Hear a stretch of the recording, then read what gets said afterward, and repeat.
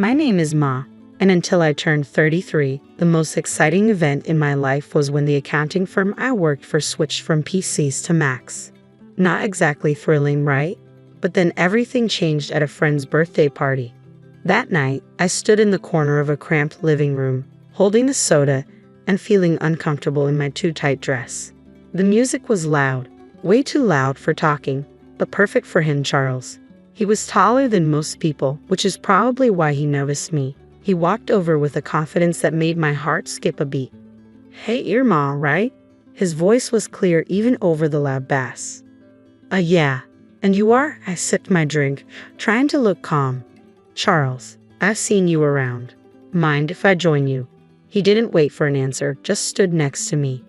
"Not at all," I said, my voice nearly drowned out by the latest pop song blaring through the speakers. "So, Ma, what brings you here tonight?" he asked, leaning in. His tone was casual, but his eyes were intense.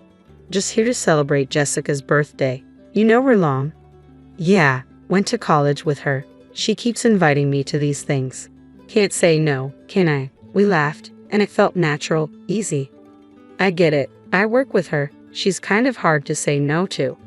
"An accountant, right?" She mentioned it. He nodded like he already knew. "That's right. Numbers are my game," I joked, even though I usually found nothing funny about spreadsheets. "Sounds thrilling." He grinned, and I couldn't tell if he was teasing me or not. "Oh, absolutely. It's all wild parties and high stakes in the accounting world." We laughed again, and I felt at ease talking to someone genuinely interested in what I had to say. It was new, exciting, and a bit scary. "You want to grab some air?" he suggested, nodding toward the backyard. I nodded, grateful to escape the noise. Outside, the cool air was a relief. "So, what's a guy like you doing in a place like this?" I asked, trying to sound more confident than I felt. "Just looking for a good time, I guess. And maybe someone cool to hang out with," he said with a smile that made his eyes crinkle at the corners. We talked about everything and nothing, movies, books we liked, how he was into graphic design but stuck in a corporate job he didn't love. It felt like we'd known each other for years.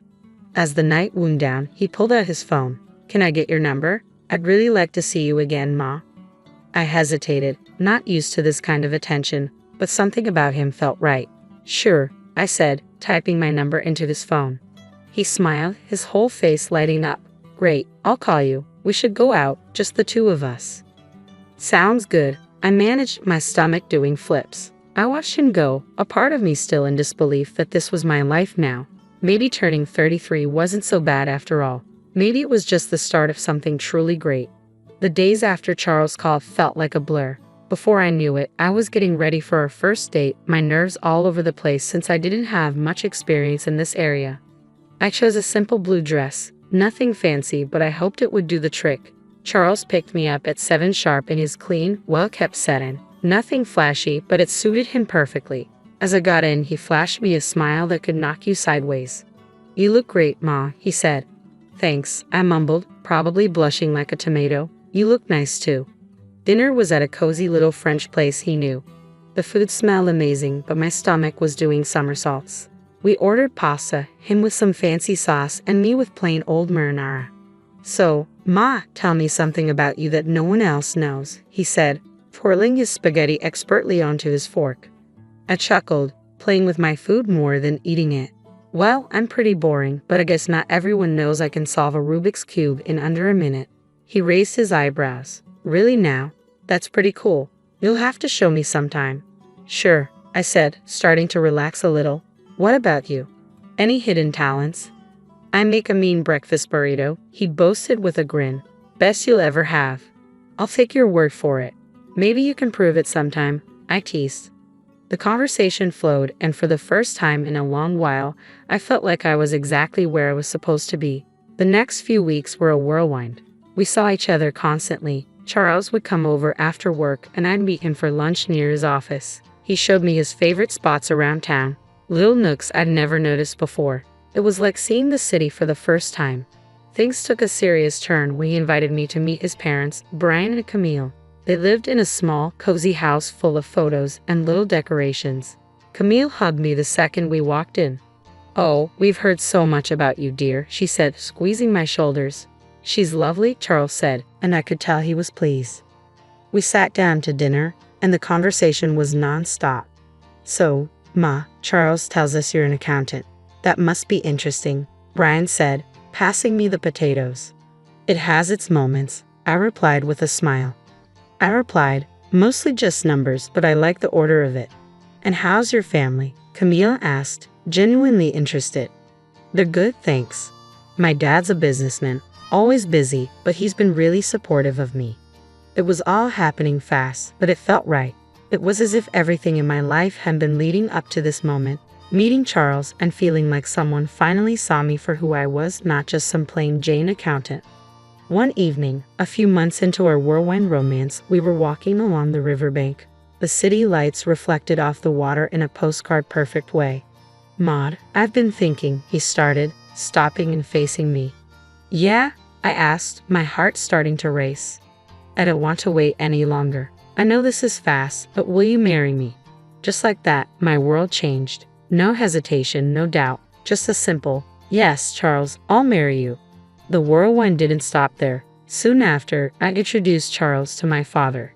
He took to Charles immediately, appreciating his straightforward manner and obvious affection for me.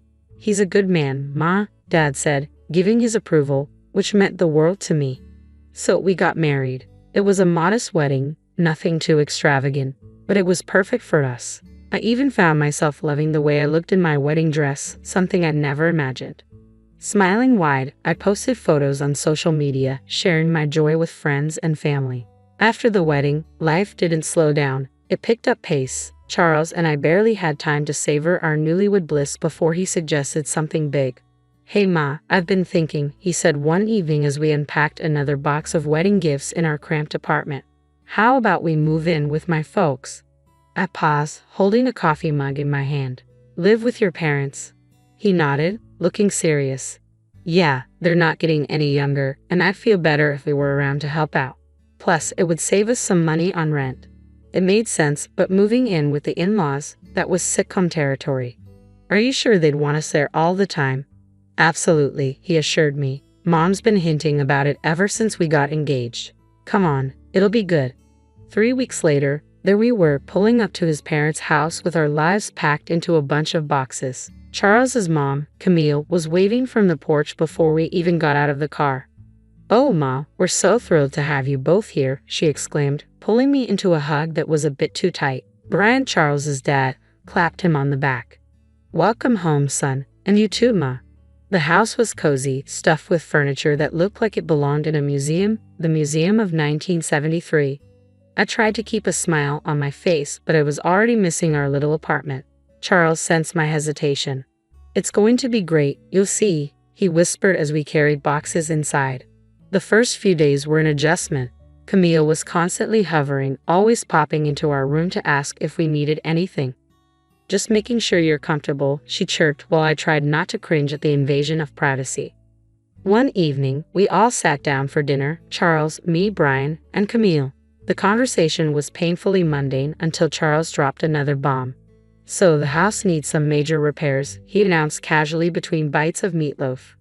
I choked on my mashed potatoes. Repairs? Yeah, the roof's a mess and the plumbing's from the dark ages, he said.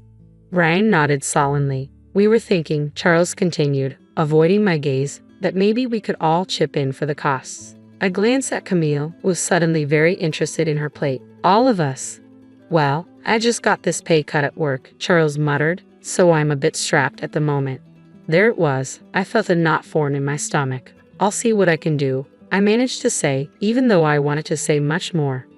Camille perked up, tears welling in her eyes. Oh, Ma, that would be so helpful. You're such an angel. The next few weeks were a blur of contractors and repairs. I wrote checks and smiled through gritted teeth as Camille gushed about how wonderful the house was looking. Brian slapped me on the back. You're really part of the family now, Ma. Part of the family, sure, the part that pays for everything. One particularly grueling day, after yet another round of expensive renovations, I felt the strain more than ever. I felt completely drained as I collapsed on our bed, exhausted. Charles came in and sat beside me. Thanks for handling all this, Ma, he said, sounding almost sincere. It's fine, I lied, staring at the ceiling. I just didn't realize how much it would be. He squeezed my hand. It'll all be worth it. This is for our future, right? Our future, I echoed, not sure whose future we were building anymore. As I lay there, listening to Charles' steady breathing, I couldn't help but wonder if moving in was the right decision. But there was no going back now. I was in this deep and had to see it through, whatever the cost. After the renovations, the house looked great, like something out of a magazine. Despite the financial strain, I felt a bit of pride looking around. We decided to throw a small dinner party to celebrate, just the four of us. That's when everything took an unexpected turn. We were in the middle of dinner, laughing and sharing stories when Camille suddenly got quiet. The room felt heavy. She looked at Brian, then at us, her eyes teary. "We need to tell you both something important," she said, her voice shaky. Charles and I exchanged looks. "What's going on?" I asked, my stomach tightening. Brian took a deep breath. "The house? It's mortgaged. Heavily mortgaged. We owe $300,000, and the bank could take it away if we don't settle the debt in 3 months." My fork clattered to my plate. "What? You mean all the repairs we just paid for?" Camille started sobbing. We were ashamed and thought we could manage it.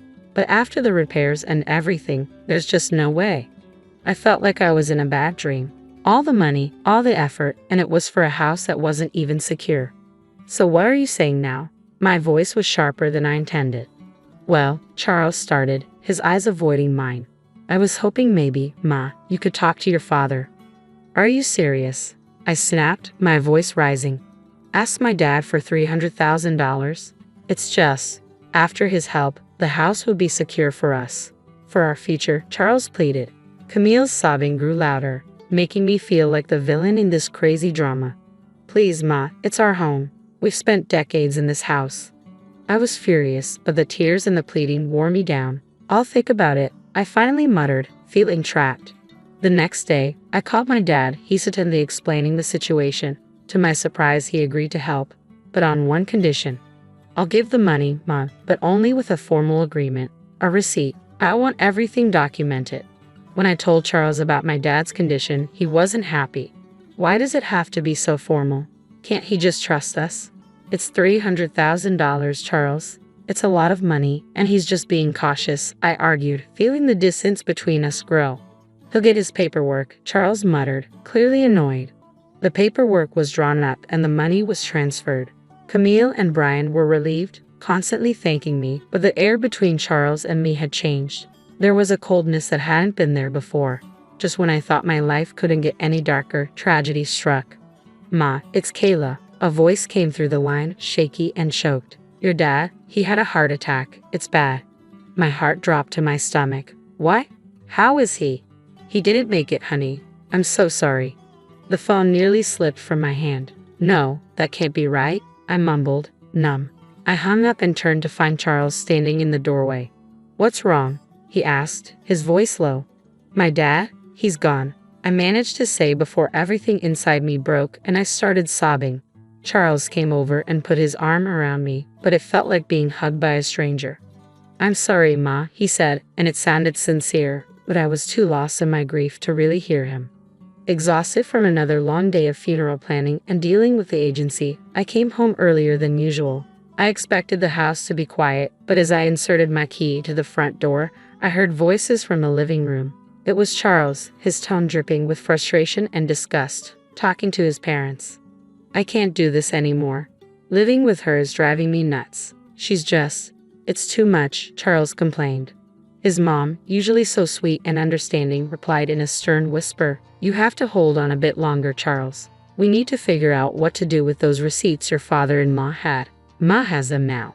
The sooner I get out, the better. I'll grab those receipts and destroy them, and then I'll start all over again with that rich beauty I told you about." Charles's voice was cold and calculated.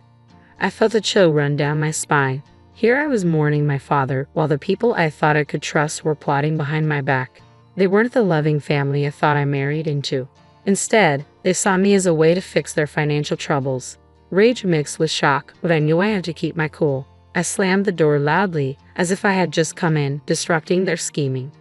"Oh, Ma, you're back early. How did everything go with the funeral plans?" Camille's voice shifted instantly to one of concern, her eyes wide with fake innocence. I forced a smile, my stomach turning. It's all coming together, thanks for asking. As I spoke, I could see the quick glances they shot each other, their faces a mask of fake concern. It made my skin crawl knowing their true colors, but I realized that showing my cards now wouldn't help. I needed to be smart. I needed to protect what was mine and possibly even get some justice for their deceit. The funeral was somber, the air heavy with grief and murmured condolences. But as the ceremony wrapped up and we returned to Charles' parents' house, the true colors became even clearer. As we gathered in the living room sipping on lukewarm coffee, the family I married into began to show their true colors. Charles's demeanor shifted, his usual charming facade crumbling away to reveal something more sinister. With a cold laugh, he looked straight at me and dropped the bomb. "Ma, pack your things. You need to get out. I've got someone else now, someone better." His words should have felt like a slap, and I pretended to be stunned. Before I could respond, Camille chimed in with a snide giggle. "We've really had enough of you, dear. We only put up with you for your money." "What about the house?" I asked, feigning disbelief. "The house that I paid to fix. The $300,000 I poured into it." Camille laughed harder as if I had told the best joke of the year. "Oh, sweetie, this house is ours. You're nothing here." Charles's smirk widened. "And those receipts you're so proud of? Found them in your dad's house and burned them. They're gone." For a moment, I let them believe they had won, but then I couldn't help it. I burst into laughter, my reaction confusing them, their smiles faltering. "Why are you laughing? What's so funny?" Charles demanded. I wiped a tear from my eye, still chuckling. "You three are just pathetic. You think you're so clever? The receipts you destroyed were copies. The real ones are safe with my lawyer." The color drained from their faces. Charles's arrogance turned to panic. "You can't prove anything," he stammered. "I can, and I will," I shot back, my voice steady and firm. "Now, I want my money back. All of it, or my next call is to the police." Charles and Brian looked at each other, their earlier confidence replaced by fear.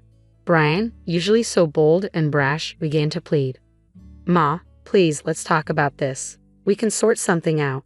With the truth out and leverage in my hands, negotiations with Charles and his parents dragged on longer than I expected. It was clear they were trying every angle to sway the terms in their favor, but I wasn't about to budge. "Look, it's simple," I stated firmly during one of our many discussions at their now legally mine kitchen table. "The house gets transferred to my name in exchange for the money. That's the deal. No more games." Finally, they relented. We all agreed that the best course of action was to make everything official and legal. I insisted that everything be documented by a lawyer and confirmed with the proper papers. "I want no corners cut," I emphasized. At the lawyer's office, the atmosphere was tense as documents were signed and notarized. I watched closely as each signature was applied, ensuring there was no room for further deceit. Once everything was finalized, I felt a weight lift off my shoulders. I collected the documents related to the transfer and turned to Charles's mother, who looked deflated yet still carried a hint of her former haughtiness. "I'll be keeping these in a safe place," I said, holding up the papers before slipping them into a folder, just to ensure no one is tempted to pull any stunts. With the legalities handled, the divorce proceedings were straightforward. Charles was quiet, his earlier arrogance nowhere to be seen. When the final papers were signed, I felt a weight lift off my shoulders. A chapter closed. On the day they moved out, I stood on the porch of my now fully owned house and watched Charles, his mom, and dad carry their belongings to a rental van. Their movements were slow, the mood somber. I couldn't help but feel a mix of satisfaction and sorrow. This wasn't how I imagined my marriage ending, but under the circumstances, it was the best possible outcome. After everything settled down and I began to enjoy my newfound peace, word got back to me through friends about Charles and his situation. Apparently, the grass wasn't greener on the other side. His mistress had dumped him not long after our divorce, and his parents were now crammed into a tiny apartment, a big downgrade from the comfortable house they once had. It seemed karma had caught up with them quicker than I expected. Despite their situation, they started reaching out to me, bombarding me with calls and messages, probably hoping to weasel their way back into my life or, at least, my house. But I was done with their deceit. I blocked their numbers without a second thought and blacklisted them on all social media. It was liberating to cut the final threads that connected us. One afternoon, As I was enjoying the quiet moment with a book in my living room, there was a knock at my door. Peering through the peephole, I saw Charles standing there, a pathetic figure holding a bouquet of flowers. The audacity of it made me scoff. Opening the door, I couldn't help but laugh outright at the sight of him. "Really, Charles? Flowers?" He shuffled uncomfortably, the bouquet seeming to wilt along with his spirits. "Ma, I've realized so many things. I was wrong, terribly wrong." "Remember when you told me I disgusted you?" I interrupted, leaning against the door frame, not hiding my amusement at his discomfort. "What changed, Charles? Run out of options?" He looked down, the shame clear on his face. "I made mistakes, but I'm here to make things right." I shook my head, almost feeling sorry for him. "Almost. You're not here to make things right, Charles. You're just desperate to get back to your comfortable life. But guess what? That life doesn't exist anymore. Not for you." His face fell, and he took a step back as if my words were physical blows. "Ma, please."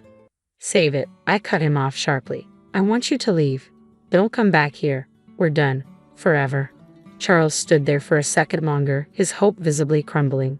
Then, without another word, he turned and walked away, his shoulders hunched in defeat. I returned to my book, feeling a sense of finality and relief. I smiled to myself, feeling the quiet of the house wrap around me like a comforting blanket. It was such a stark contrast to the chaos that once filled this space. The constant noise, the tension, the deceit, all of it was gone now. I could finally breathe deeply without the weight of worry on my chest. I was finally at peace, living life on my terms. I glanced around the room, taking in the calm atmosphere. The sun streamed in through the windows, casting a warm glow over everything. I realized how much I loved this house now that it was truly mine. The walls, once witnesses to arguments and schemes, now seemed to echo with serenity and contentment. I thought back to the days of turmoil and manipulation, remembering how trapped I felt. Charles and his family had taken so much from me, both emotionally and financially. But now they were out of my life for good. No bouquet of flowers or sweet talk could change that. Their attempts to manipulate me were over. As I sipped my tea and returned to my book, I felt a sense of triumph. I had faced betrayal and heartbreak, but I had come out stronger on the other side. I had taken control of my life and my future. The peace I felt now was well-earned and deeply cherished. I was truly, finally free. Free from lies, free from deceit, and free to live my life as I chose. The future stretched out before me, full of possibilities and opportunities. I smiled again, knowing that whatever came next, I was ready for it. I remember that day like it was yesterday, even though I was only 5 years old. My name is Jenna, and that was the day my life changed forever. Dad had gone on another business trip, leaving Mom and me alone in our suburban house. I was playing with my dolls in the living room when I heard the doorbell ring. Mom rushed to answer it, her face lighting up as she saw who was there. "Jenna, honey, go to your room and play," she said, her voice trembling with excitement. I did as I was told, but curiosity got the better of me. I peeked around the corner and saw a tall man I didn't recognize. Mom was throwing clothes into a suitcase, moving faster than I'd ever seen her move before. Mom zipped up her suitcase and headed for the door. I stepped out of my hiding place, confused and scared. "Mommy, where are you going?" "I have to go away for a while, sweetie," she said, not quite meeting my eyes. "Be a good girl for Daddy, okay?" And just like that, she was gone. No hug, no kiss goodbye. Just the sound of a car engine starting and then fading away into the distance. I stood there, staring at the closed door, waiting for her to come back. But she didn't. The house felt bigger and emptier than ever before. As night fell, I grew more scared. I tried to turn on the lights, but I was too short to reach the switches. The darkness closed in around me, and I started to cry. "Mommy, Daddy." I called out, over and over again. But no one came. I don't know how many days passed. I was hungry and thirsty, and the dark seemed to be alive, full of monsters waiting to grab me. I cried until I had no tears left, then huddled in a corner, shaking with fear. Finally, I heard voices outside. Our neighbor, Mrs. Johnson, was talking to someone. "I've been hearing a child crying for days," she was saying. I'm worried something might have happened." The door burst open, and suddenly the house was full of people. Policemen, neighbors, and finally, my dad. "Jen," he cried, scooping me up in his arms. "Oh God, Jenna, I'm so sorry." I clung to him, sobbing with relief. Over his shoulder, I saw a policeman holding a piece of paper. "Mr. Anderson," he said gravely. "I think you should read this." Dad set me down gently and took the note. As he read it, his face crumpled. He looked older suddenly, like he'd aged years in just a few moments. "She's gone," he whispered. "Linda's gone. She left us." The next few weeks were a blur. Dad took time off work to stay with me. We had lots of visitors, relatives, friends, and a nice lady who Dad said was a child psychologist. "Jen has been through a traumatic experience," the psychologist explained to Dad. "It's normal for her to have some fears and anxieties after what happened." And boy, did I have fears. I couldn't sleep without a light on, the dark terrified me. And I panicked whenever Dad had to leave, afraid he wouldn't come back either. The fear never really went away. It became a part of me, as much a part of my identity as my brown hair or green eyes. Jenna Anderson, the girl whose mother left her, the girl afraid of the dark, the girl always worried about being abandoned. As the days turned into weeks, and weeks into months, life settled into a new normal. Dad and I became a team of two, figuring out how to navigate this new world without Mom. He learned to braid my hair, badly at first, but he got better with practice, and I learned how to make his coffee just the way he liked it. That changed the day Dad met Helen. I was 7 years old when Dad introduced me to her. Helen had kind eyes and a warm smile that made me feel instantly at ease. Over the next few weeks, Helen became a regular presence in our lives. She didn't try to replace my mom, something I appreciated more than I could express. Instead, she carved out her own space in our little family. One day, I overheard Dad talking to her on the phone. "I think it's time, Helen. Will you move in with us?" Helen moved in a week later. She didn't try to be my mom, but she became something just as important, a friend. She helped me with my homework, braided my hair much better than Dad ever could, and always made sure there was a nightlight in my room. As the years passed, our lives changed in other ways too. Dad's company took off, and suddenly we were moving to a big new house in a fancy neighborhood. I got my own room with a walk-in closet and a view of the backyard pool. But some things didn't change. I still slept with a nightlight. I still worried every time Dad went on a business trip. And sometimes, late at night, I'd catch Dad looking at old photos of Mom. My 10th birthday started like any other day. I woke up to the smell of pancakes, Helen's special birthday tradition for me. Dad was home from work, and we were planning a small party later.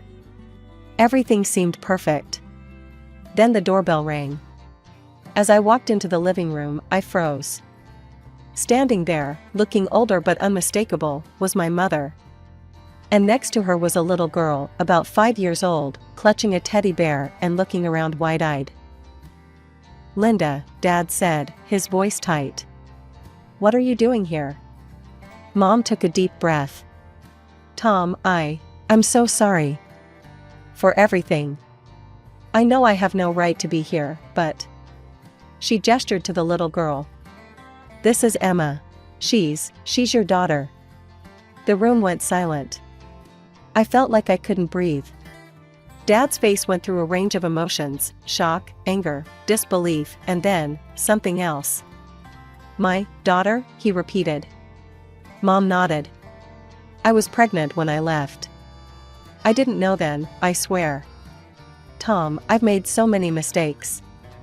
I'm not asking you to forgive me, but Emma, she deserves to know her father." I watched as Dad knelt down to the little girl's level. "Hi Emma," he said softly. I'm your dad." Emma looked up at him shyly. "Hi," she whispered. As Dad talked to Emma, I noticed Helen standing in the doorway, her face pale. She turned and walked away quickly. I wanted to follow her, but I felt rooted to the spot. The next few hours were a blur. There were lots of adult conversations I wasn't supposed to hear, raised voices, tears. I hid in my room, hugging my knees to my chest and trying to make sense of it all. Later that evening, Dad came to talk to me. "Jenna," he said, sitting on the edge of my bed. "I know this is a lot to take in. Your mom, she's made some big mistakes. But Emma, she's innocent in all this. She's your sister. I've decided to give your mom another chance. For Emma's sake." The next day, I watched from my window as Helen packed her car. She looked up and saw me watching. With tears in her eyes, she waved goodbye. I waved back, feeling like a part of me was leaving with her. Mom and Emma moved in that same day. Emma took the guest room and Mom took her old place in Dad's room. It felt wrong, like she was erasing the last 5 years as if they never happened. The years that followed were complicated. Mom was back, but it wasn't the happy family reunion I might have dreamed of when I was younger. She doted on Emma, showering her with attention and affection. But with me, there was always a distance, an awkwardness that never quite went away. As for Emma, well, she was just a kid.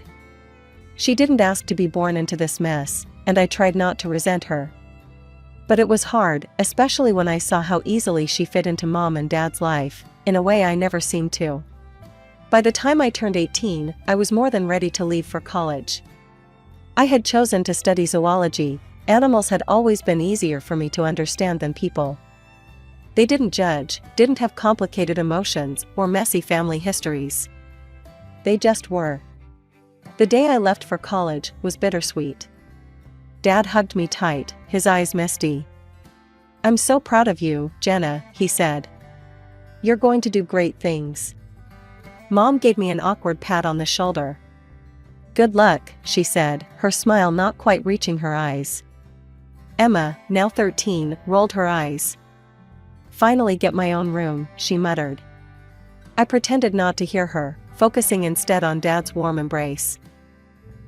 College was freeing. For the first time, I was away from the tension at home, the constant reminder of my complicated family situation. I threw myself into my studies, finding solace in the world of animals and nature. But even as I excelled academically, I struggled socially. Years of feeling like an outsider in my own family had left their mark. I was quiet, reserved, always afraid of getting too close to people. What if they left, like Mom had? What if they replaced me, like Emma seemed to have done? Instead, I found comfort in the college's small zoo. I volunteered there in my spare time, caring for the animals. There was a particularly grumpy old llama named Larry who became my favorite. He didn't like most people, but he seemed to tolerate me. The years at college flew by, and before I knew it, I was graduating. As I stood in my cap and gown, diploma in hand, I scanned the crowd. Dad was there, beaming with pride. Mom and Emma were there too, clapping politely. "Congratulations, Jenna," Mom said stiffly. "Your father and I have been talking, and, well, we think it's time you started looking for your own place. You know, spread your wings." I felt like I'd been punched in the gut. I looked at Dad, hoping he'd contradict her, but he just looked away, his expression pained. "Right," I said, trying to keep my voice steady. "Of course. I'll start looking right away." The days following my graduation were tense. I was back in my childhood home, but it felt anything but welcoming. Dad tried his best to make me feel comfortable, but Mom and Emma made it clear that I was an unwanted guest. "Jenna, have you started looking for jobs yet?" Mom would ask over breakfast, her tone falsely sweet. "You know, it's important to get your foot in the door early." Emma would chime in, "Yeah, and maybe you could find your own place too. It's getting kind of cramped around here." Nights were the hardest. I still needed my nightlight to sleep, a fact that didn't escape Emma's notice. One evening, as I was getting ready for bed, she barged into my room. "Seriously?" she scoffed, pointing at my nightlight. "You're 22 and you still need that? No wonder you don't have any friends." I felt my cheeks burn with shame. "Leave me alone, Emma," I muttered. But Emma wasn't done. At dinner the next day, she brought it up again, this time in front of everyone. "Hey, Mom, Dad," she said, her voice dripping with mock concern. "Don't you think Jenna should see a therapist or something? I mean, she's an adult who's afraid of the dark and can't make friends. That's not normal, right?" I felt something snap inside me. Years of pent-up hurt and anger came flooding out. "You want to know why I'm like this, Emma?" I said, my voice shaking. "It's because when I was 5, my mother left me alone in a dark, empty house for days. Do you have any idea what that does to a child?" The table went silent. Dad looked down at his plate, his face a mask of guilt and pain. Mom's eyes widened in shock, then quickly filled with tears. "How dare you?" she cried, her voice rising dramatically. "How can you be so cruel and vindictive? I've tried so hard to make amends, to be a family again, and this is how you repay me?" As Mom continued her tearful tirade and Emma smirked triumphantly, I realized something: I couldn't live here anymore. This wasn't my home, and these people, they weren't my family. Not really. From that day on, I threw myself into job hunting with renewed vigor. Then, finally, a glimmer of hope. I had an interview scheduled at a small wildlife rehabilitation center. It wasn't glamorous, but it was a start. I left the house that morning, feeling cautiously optimistic. But when I arrived, I found a hastily scribbled note on the door. "Interviews canceled due to unforeseen circumstances. We apologize for the inconvenience." Disappointed, I headed home earlier than expected. As I unlocked the front door, I heard voices coming from the living room. Mom and Emma, deep in conversation. I was about to announce my presence when I heard my name. "If Jenna wasn't around at all," Emma was saying. "I mean, it's not fair that she gets any of Dad's money. She's not even really part of this family." "I know, sweetie," Mom replied, her voice soothing. "But we have to be patient. Once she moves out, it'll be easier to convince your father to change his will. We just need to keep pushing her to leave." I felt like I'd been doused in ice water. They wanted me gone, not just from the house, but from the family entirely. And they wanted my inheritance too.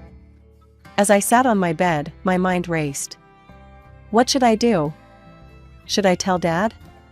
But would he believe me over Mom and Emma? He'd forgiven Mom for abandoning us, after all.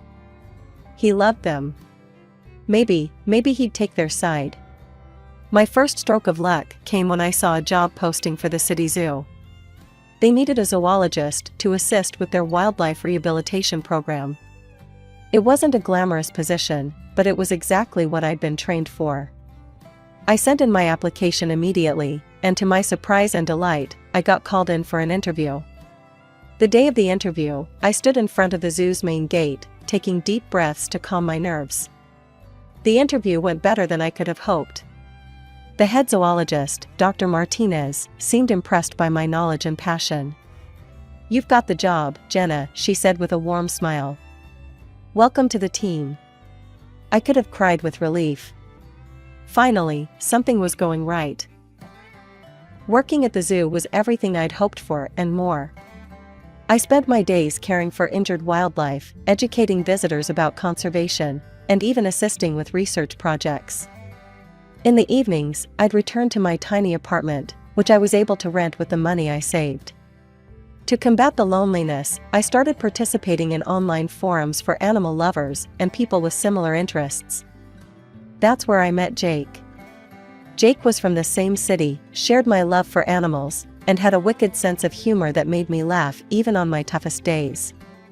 We started chatting regularly, sharing stories about our day and discussing everything from the latest conservation efforts to our favorite books. One day, Jake suggested we exchange photos. With trembling hands, I sent him a recent picture of me at the zoo. He responded with a photo of himself. He had kind eyes and a warm smile that made my heart skip a beat. But as much as I enjoyed our chats, the idea of meeting in person or even admitting my growing feelings terrified me. What if he rejected me once he got to know the real me? What if he left, just like Mom had? It was around this time that I started corresponding with Lily, a girl I met on a support forum for people with childhood trauma. She understood my fears in a way no one else had before. "You know what helps me?" Lily wrote one day. "I write emails to the people I can't talk to in real life. I pour out everything I'm feeling, all the things I wish I could say. But I don't send them, I just save them as drafts. It's really cathartic." Taking Lily's advice, I started writing emails to Dad. In them, I told him everything, about overhearing Mom and Emma's conversation, about how hurt I felt that he didn't seem to notice me anymore, about how I felt like an outsider in my own family. I started writing to Jake too. In these emails, I allowed myself to be vulnerable in a way I couldn't be in our chats. "Jake," I wrote, "I think I'm falling for you. But I'm scared. I'm scared of letting anyone get close to me. I'm scared of being hurt again." These emails too remained unsent, my feelings hidden away in the safety of my drafts folder. Dad called occasionally, his voice a mixture of concern and confusion. "Jenna, honey," he'd say, "why don't you come over for dinner this weekend? We miss you." Each time, I'd make up an excuse. "Sorry, Dad, I've got a big project at work," or "I'm not feeling well this week, maybe next time." It was just another Saturday afternoon. I was at the mall, picking up some essentials, when I heard a familiar voice call my name. "Jenna, is that you?" I turned around and there she was, Helen, my former stepmother. She looked older, but her kind eyes were just the same. Before I knew it, we were hugging, years of separation melting away in an instant. That's when I noticed the young boy standing beside her, looking up at us curiously. "This is my nephew, Mike," Helen explained, ruffling the boy's hair affectionately. "I'm raising him now. My sister, she passed away last year." Over coffee, Helen filled me in on her life. After she and Dad split up, she'd been on her own until her sister's death left Mike in her care. We started meeting regularly after that, sometimes just the two of us, sometimes with Mike. One day Helen called and urgently asked to look after Mike. That evening, Mike arrived at my apartment, backpack in tow. As I prepared dinner in my tiny kitchen, I could hear him tapping away on my laptop in the living room. I'd told him he could play games if he finished his homework. When I came out of the kitchen with 2 plates of spaghetti, I found Mike looking guilty, his face pale. "Jenna," he said, his voice trembling, "I did something bad. I was curious, and I saw these emails in your drafts folder. And I sent them. All of them. I'm so sorry." The world seemed to tilt on its axis. Those emails, my private thoughts, my deepest feelings, sent out into the world. To Dad. To Jake. I felt like I couldn't breathe. That night, after Mike left, I lay in bed, my mind racing. What would Dad think? And Jake, oh God, Jake. My phone pinged with a message notification. It was from Jake, but I couldn't bring myself to read it. What if he was disgusted by my feelings? What if he never wanted to speak to me again? I barely slept that night, tossing and turning, imagining all the worst-case scenarios. A few days later, my phone rang. It was Dad. "Jenna," he said, his voice serious, "we need to talk. Can you meet me at the cafe near your old high school?" My heart pounded as I sat across from Dad in the small cafe. He looked tired, his face etched with lines I hadn't noticed before. "I got your emails," he said quietly. "Jenna, I had no idea you were feeling this way. About your mother, about Emma, about everything." I couldn't meet his eyes, shame and fear warring inside me. "Jenna, look at me," Dad said, his voice gentle, but firm. I looked up, surprised to see tears in his eyes. "I love you. More than anything in this world. I'm so sorry I made you feel like you weren't important to me. That was never, ever my intention." We talked for hours, really talked, in a way we hadn't in years. About Mom's return, about Emma, about how I'd felt pushed aside and forgotten. Dad listened, really listened, occasionally wiping away a tear.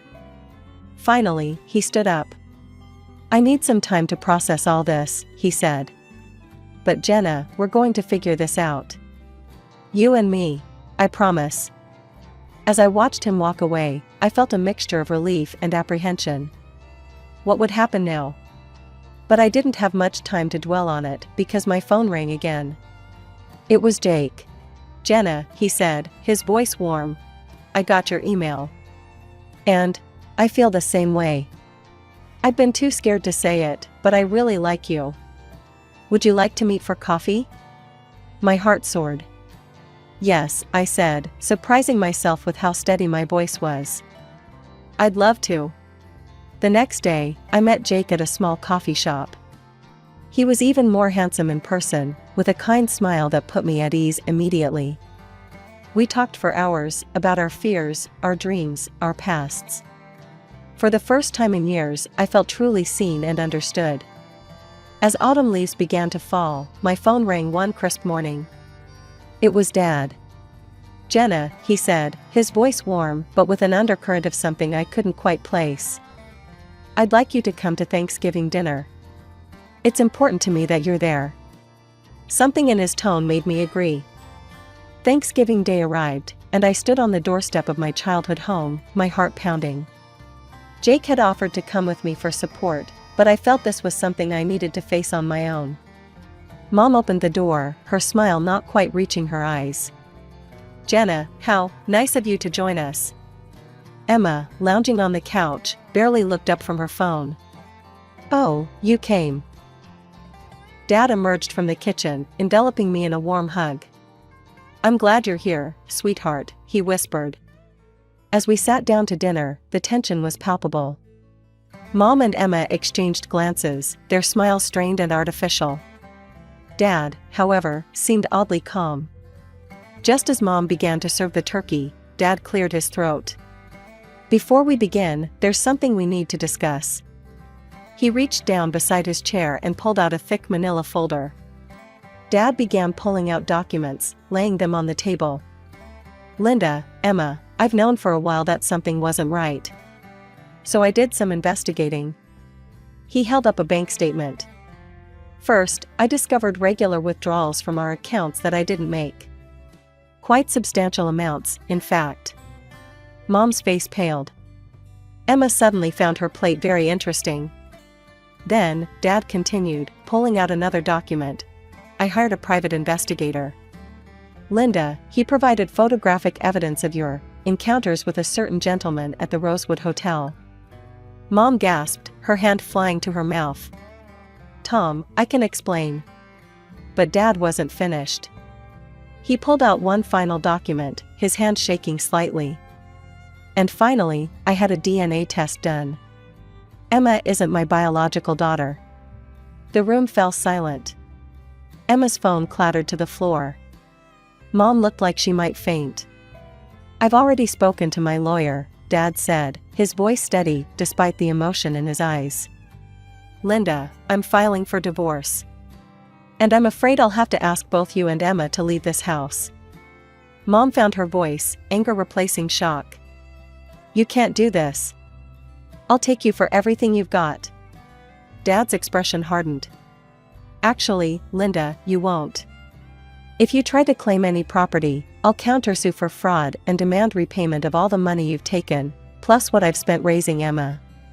My lawyer assures me I have a very strong case." Tears streamed down Mom's face as the reality of the situation sank in. Emma sat in stunned silence, her world crumbling around her. In the days that followed, Mom and Emma moved out. Dad and I began to rebuild our relationship, stronger than ever before. We had weekly dinners, long talks, and even started planning a father-daughter road trip. One day, over coffee, Dad hesitantly brought up Helen. "I've been thinking a lot about the past," he said. "About the mistakes I made. I reached out to Helen to apologize. We've been meeting for coffee, talking things through." I smiled, genuinely happy for him. "That's wonderful, Dad. Helen is an amazing woman." As for me, things with Jake were going better than I could have ever imagined. He was patient, kind, and understood my fears and insecurities. With his support, I was even starting to work through my issues in therapy. My name is Hannah, and I'm 34 years old. For the past 5 years, I've been working at the National Archives and Records Administration. It's a job I've always enjoyed, surrounded by history and important documents. But lately, I've been feeling like something's missing in my life. I lost my parents when I was in my early 20s. It was a car accident, sudden and devastating. Since then, I've been on my own, throwing myself into my work and trying not to think about how lonely I felt. But as I approached my mid-30s, I couldn't ignore it anymore. I wanted a family of my own. "Hannah, you coming to the break room? We're having cake for Jim's birthday," my colleague, Lisa, called out. As I followed Lisa to the break room, I couldn't help but notice how she kept glancing at her phone, probably texting her husband. I felt a pang of envy.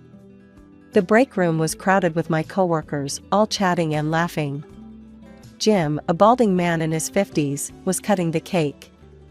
"Here you go, Hannah," he said, handing me a slice. "You know, my nephew's about your age. Single too. Maybe I should introduce you too?" I forced a smile. "Thanks, Jim, but I'm okay." This wasn't the first time a coworker had tried to set me up. I'd been on a few dates with guys from work, but they all seemed, well, not what I was looking for. Too focused on their careers or too immature. I wanted someone stable, someone who understood the value of family. Later that day, as I was organizing some files, my supervisor, Mr. Johnson, approached my desk. "Hannah, I've got a new case for you. A farmer from upstate is looking for information on a neighboring plot. Says it's abandoned and he wants to buy it. Think you can handle it?" I nodded. "Of course, Mr. Johnson. I'll get right on it." "Good. He'll be coming in tomorrow morning. His name's Daniel Miller." As Mr. Johnson walked away, I couldn't help but feel a little excited. A farmer. That was different from our usual clients. I wondered what he'd be like. The next morning, I arrived at work earlier than usual. I'd spent extra time on my appearance, though I tried to convince myself it was just another day. As I settled at my desk, my colleague Lisa gave me a knowing look. "Someone's looking nice today," she teased. "Hot date?" I rolled my eyes. "No, just meeting a new client. A farmer looking for property records." Just then, Mr. Johnson appeared with a man I assumed must be Daniel Miller. My jaw nearly dropped. This was not the old, bearded farmer I'd imagined. Daniel was tall, probably in his early 40s, with salt and pepper hair and kind eyes. He wore jeans and a plaid shirt, looking somewhat out of place in our office full of suits. "Hannah, this is Mr. Miller," Mr. Johnson introduced us. "He'll be working with you on finding those property records." Daniel extended his hand. "Please, call me Dan." "It's nice to meet you, Hannah." His handshake was firm, his hands calloused from hard work. I felt a flutter in my stomach that I quickly tried to squash. "Nice to meet you too, Dan. Shall we get started?" As we settled into my workspace, I couldn't help but notice how Dan's presence seemed to fill the room. He had a quiet confidence about him that was intriguing. "So, tell me about this property you're interested in," I prompted, trying to keep things professional. Dan leaned forward, his eyes lighting up. "It's the plot next to my farm. Been abandoned for years. I'm hoping to expand, maybe start an orchard. But first, I need to track down the owners." As he spoke, I found myself drawn in by his passion. It was refreshing to see someone so enthusiastic about their work. We spent the next few hours poring over old property records. Dan was surprisingly knowledgeable, asking insightful questions that made our search easier. As we worked, we fell into an easy conversation. "So, how long have you been farming?" I asked during a lull. Dan's face softened. "Born and raised on a farm. Took over from my dad about 15 years ago. It's not always easy, but I love it." There was something in his tone that made me curious. Sounds like there's a story there. He hesitated for a moment. Well, it's just me and my boys now. My wife, she passed away a few years back. My heart clenched. I'm so sorry, Dan. That must be hard. He nodded, a sad smile on his face. It is. But my boys, they keep me going. They're 7 and 5 now. Great kids. I felt a wave of sympathy wash over me. I lost my parents years ago. I know it's not the same, but I understand loss. The rest of the day flew by. We made good progress on the property search, but it was clear we'd need more time. As Dan was leaving, he hesitated. Listen, Hannah. I know this is unconventional, but would you like to grab a coffee sometime? To discuss the case, of course. I felt my heart skip a beat. I'd like that, Dan. For the case, of course. Over the next few weeks, Dan and I met regularly, ostensibly to work on his property case. But our conversations often strayed beyond land records and legal documents. I found myself opening up to him in a way I hadn't with anyone in years. One day, as we were wrapping up our work, Dan hesitated. Hannah, I hope I'm not overstepping, but would you like to come out to the farm this weekend? Meet the boys? We're having a little barbecue, nothing fancy. My heart raced. This felt like a big step. I'd love to, Dan. Are you sure the boys would be okay with it? He smiled, his eyes crinkling at the corners. They'd been asking to meet you. I may have mentioned you once or twice. That Saturday, I found myself driving out to Dan's farm. The city gradually gave way to rolling hills and open fields. As I pulled up to the farmhouse, I saw Dan and 2 young boys waiting on the porch. Hannah, Dan called out, waving. Come meet the boys. I stepped out of the car, suddenly nervous. The younger boy hid behind Dan's leg, while the older one eyed me curiously. Boys, this is Miss Hannah from the archives. Hannah, these are my sons, Jack and Tommy. Jack, the older boy, stepped forward. Do you really work with old stuff all day? That's cool. I laughed, feeling myself relax. I do. Maybe I can show you some interesting documents sometime. Tommy, still shy, peeked out from behind Dan. Do you like chickens? We have chickens. And just like that, the ice was broken. The boys led me on a tour of the farm, showing me their favorite spots and introducing me to various animals. Dan followed behind, a soft smile on his face. As the day went on, I found myself falling into an easy rhythm with Dan and the boys. We grilled burgers, played catch in the yard, and ended the evening roasting marshmallows over a small fire. As the boys dozed off on a blanket nearby, Dan and I sat in comfortable silence, watching the stars come out. Thank you for today, I said softly. It's been wonderful.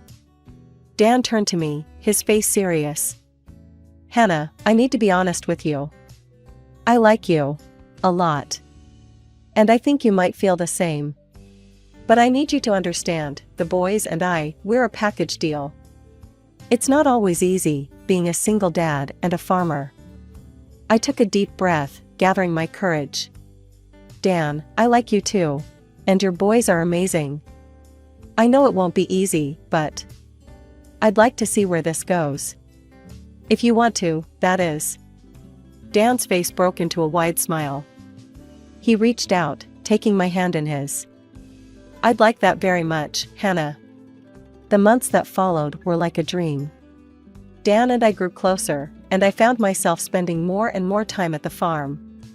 The boys, Jack and Tommy, warmed up to me quickly, and I discovered a maternal instinct I never knew I had.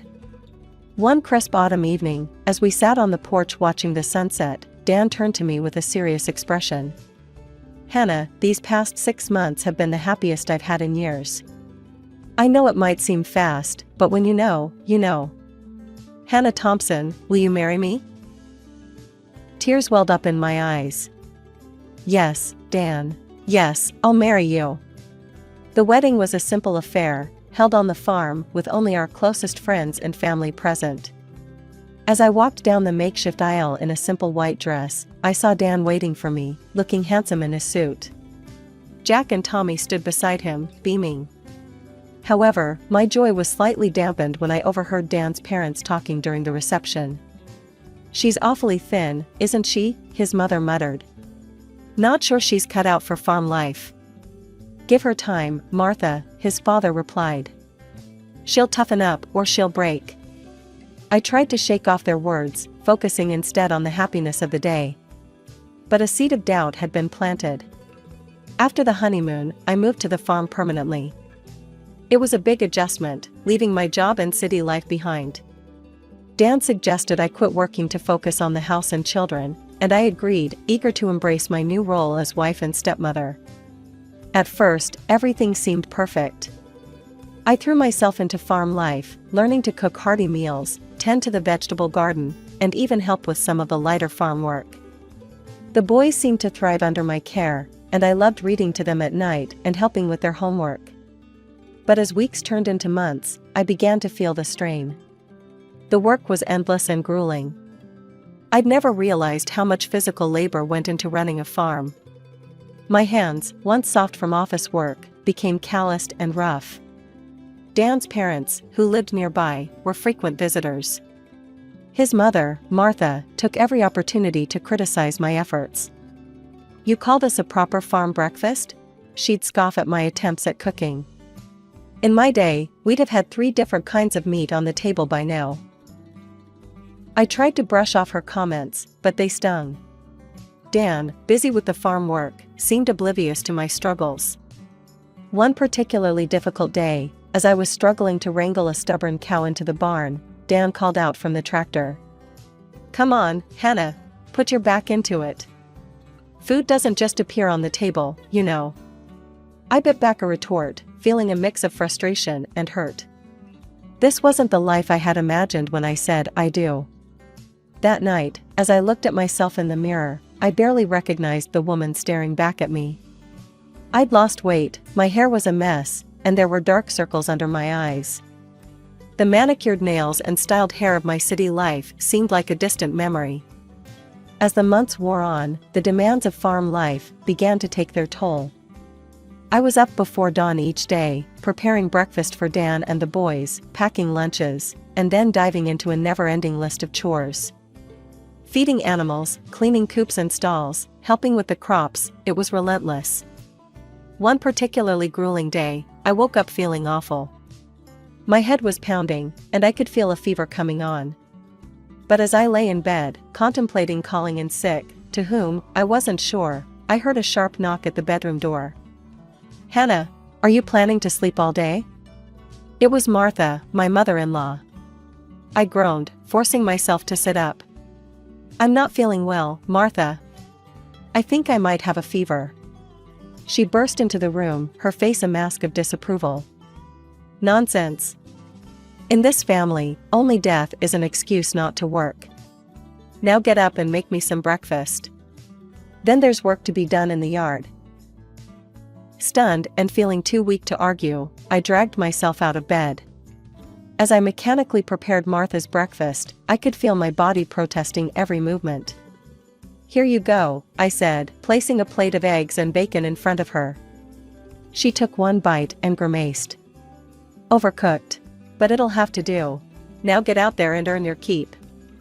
I stumbled out into the yard, my vision blurry and my body aching. The world seemed to spin as I made my way to the chicken coop. As I bent down to clean it out, a wave of nausea hit me. I barely made it out of the coop before vomiting. Wiping my mouth, I looked up to see Dan watching me from the tractor. "You okay?" he called out. I shook my head weakly. "I think I'm sick, Dan. I need to lie down." He frowned.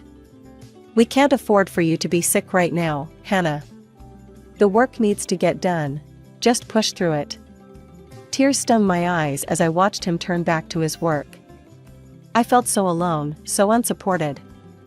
This wasn't the man I'd fallen in love with.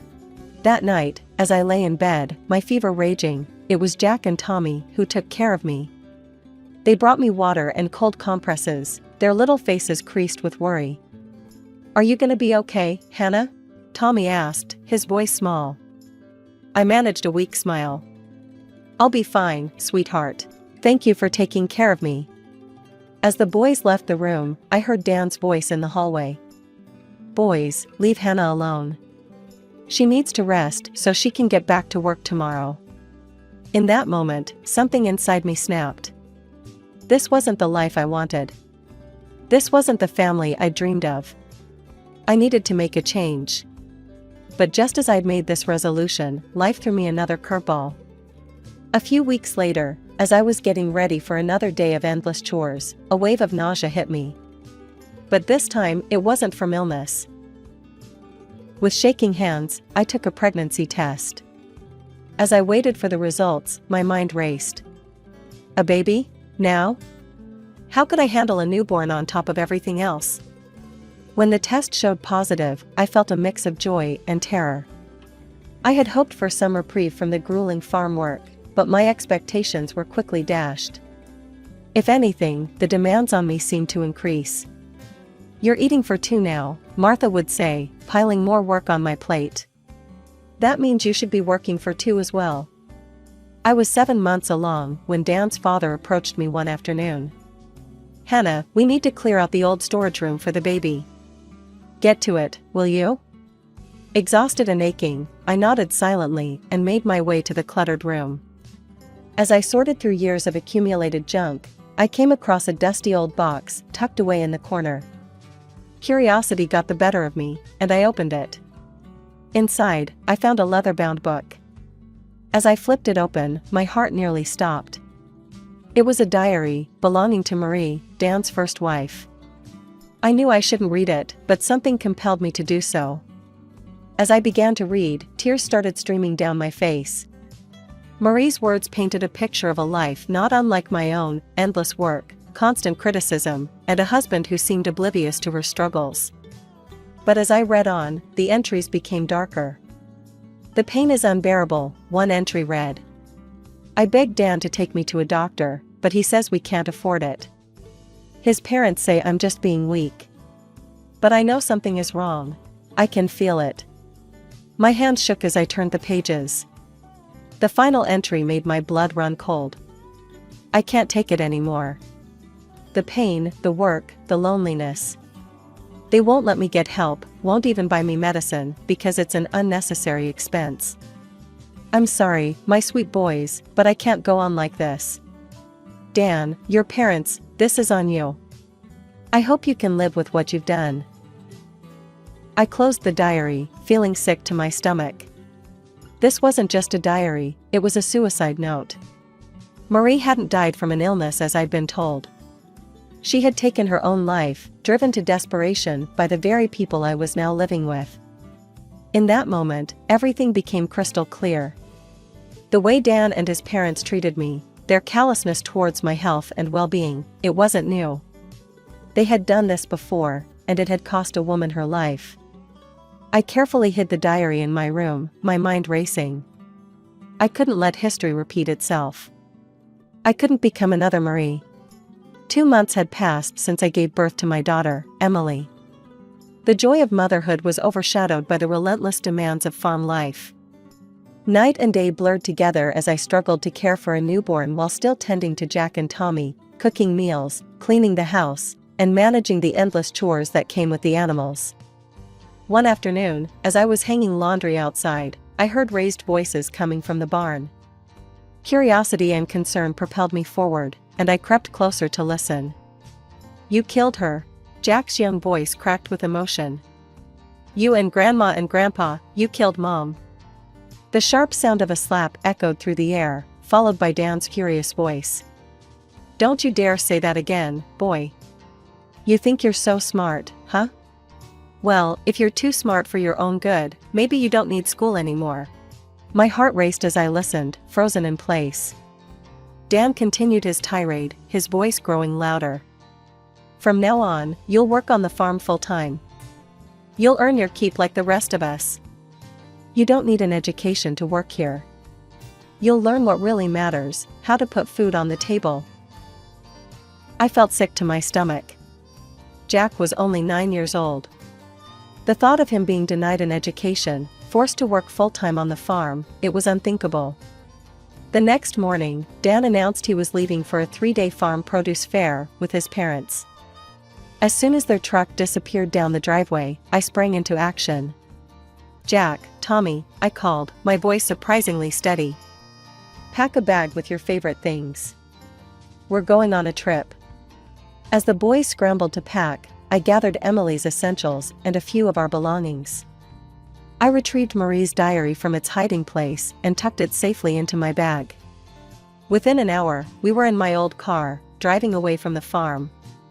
The boys were quiet, sensing the gravity of the situation. Emily slept peacefully in her car seat, oblivious to the turmoil around her.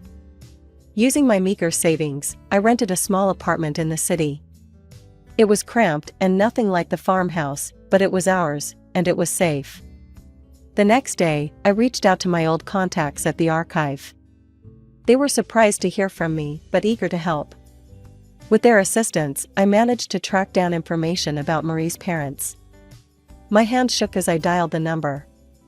A warm, elderly voice answered. "Hello? Mrs. Johnson? This is Hannah. I was married to your son-in-law, Dan." There was a pause, then a sharp intake of breath. "Is everything all right? We've been trying to get in touch with the boys for years. Dan cut us off after Marie, after we lost her. Please, can we see them?" It turned out the Johnsons lived in a neighboring town. They invited us to visit, eager to reunite with their grandchildren and meet Emily. The moment we arrived at the Johnsons' house, I felt a wave of warmth and acceptance wash over us. Marie's parents, Ellen and Robert, greeted us with open arms and tear-filled eyes.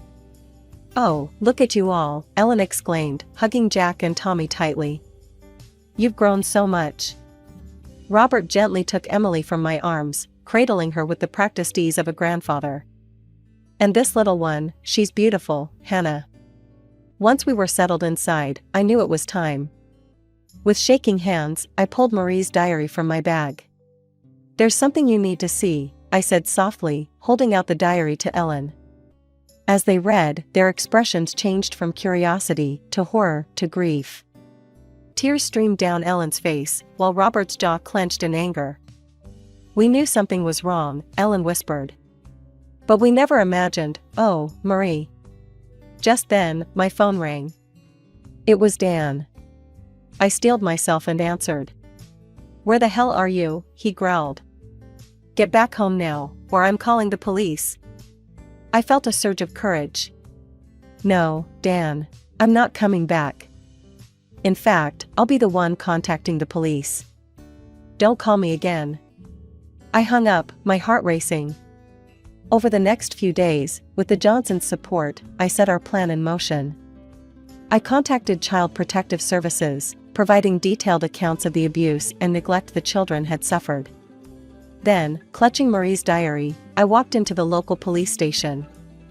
The detective listened gravely as I recounted everything: the forced labor, the medical neglect, Marie's suicide. "This is extremely serious," the detective said. "We'll need to investigate thoroughly. Are you willing to press charges?" "Yes," I replied without hesitation. "For all of us." What followed was a whirlwind of activity. Dan and his parents were arrested and brought in for questioning. The farm was searched, and more evidence of abuse was uncovered. The boys were interviewed by child psychologists, bravely recounting their experiences.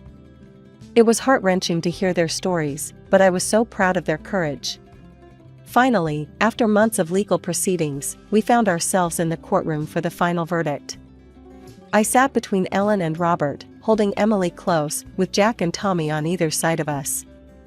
The judge's voice rang out clearly.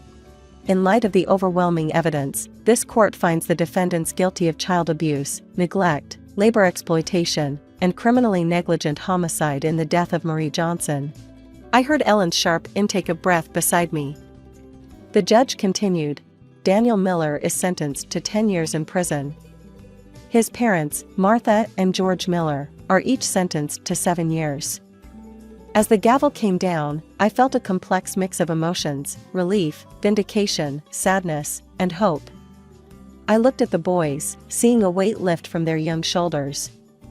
In the aftermath of the trial, our lives began to take on a new shape. Marie's parents were godsends. They opened their home to us, providing a safe haven as we navigated the choppy waters of our new reality. "Your family now, Hannah," Ellen said one evening, as we sat on their porch watching the kids play in the yard. "We're here for you, whatever you need." Their support was unwavering. They helped with childcare during the seemingly endless court proceedings and meetings with lawyers. Robert would often take Jack and Tommy fishing, giving them a chance to just be kids again. Ellen doted on baby Emily, singing her the same lullabies she once sang to Marie. With their encouragement, I hired a skilled divorce lawyer. The Johnsons insisted on covering the legal fees. The divorce proceedings were mercifully straightforward, given Dan's incarceration.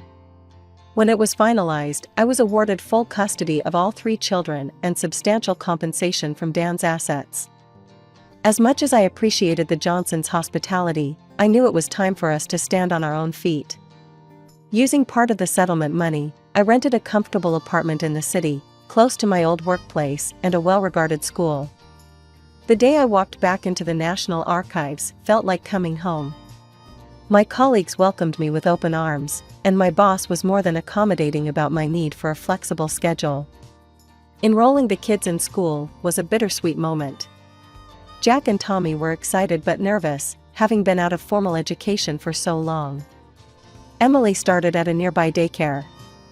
I'll never forget the lump in my throat as I watched them all head off that first morning, their backpacks seeming too big for their small shoulders.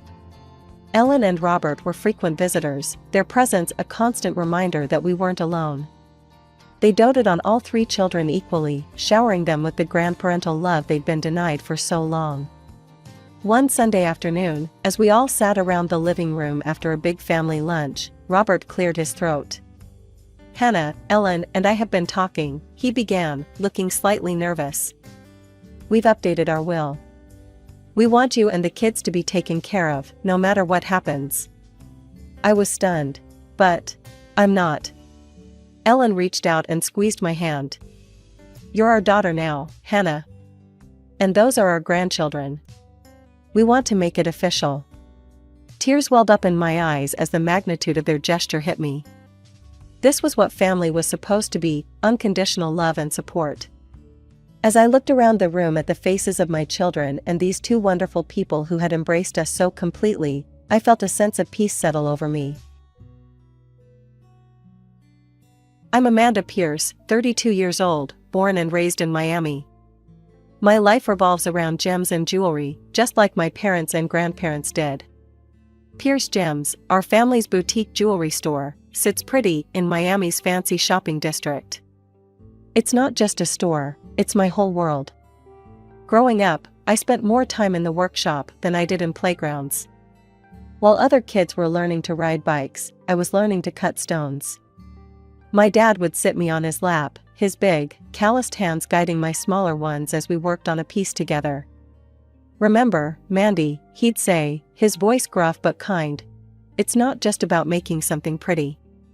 It's about creating something that tells a story. Our family has a secret. No, we're not secretly royalty or anything like that. It's a technique for processing gems that makes them shine like nothing you've ever seen. This secret's been passed down for 3 generations, and it's what makes Pierce Gems special. Guard this secret with your life, Amanda," my dad told me on my 21st birthday. "It's not just our past, it's our future." And I did. I guarded it fiercely. It was my responsibility, my burden, and my ticket to success in a world that often didn't take a young woman seriously. Pierce Gems wasn't just successful, it was thriving. We had a loyal clientele who appreciated the unique brilliance of our pieces. Other jewelers tried to figure out our secret, but none came close. The Gemstone Society's annual gala was always a glitzy affair, but that year, it felt different.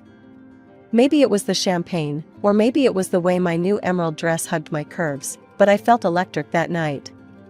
I made my way through the crowd, nodding at familiar faces and exchanging pleasantries. The room was a sea of designer gowns and tailored suits, everyone dripping in jewels that probably cost more than my first car. "Amanda, darling, you look fabulous," gushed Marjorie, one of our regular clients. She grabbed my hands, her eyes zeroing in on the ring I was wearing. "Is this one of your new pieces? It's stunning." I smiled, feeling a surge of pride. "Just finished it last week. It's part of our new Midnight Sky collection." "I simply must have one," Marjorie declared. "I'll stop by the shop next week." As she fluttered off to gossip with her friends, I felt a tap on my shoulder. I turned around and found myself face to face with the most captivating pair of blue eyes I'd ever seen.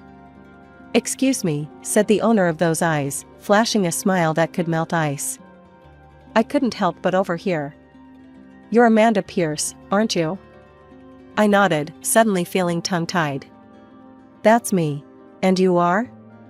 "Jason Randfield," he replied, extending his hand. "It's a pleasure to finally meet you. I've heard great things about your work." Randfield. The name hit me like a ton of bricks.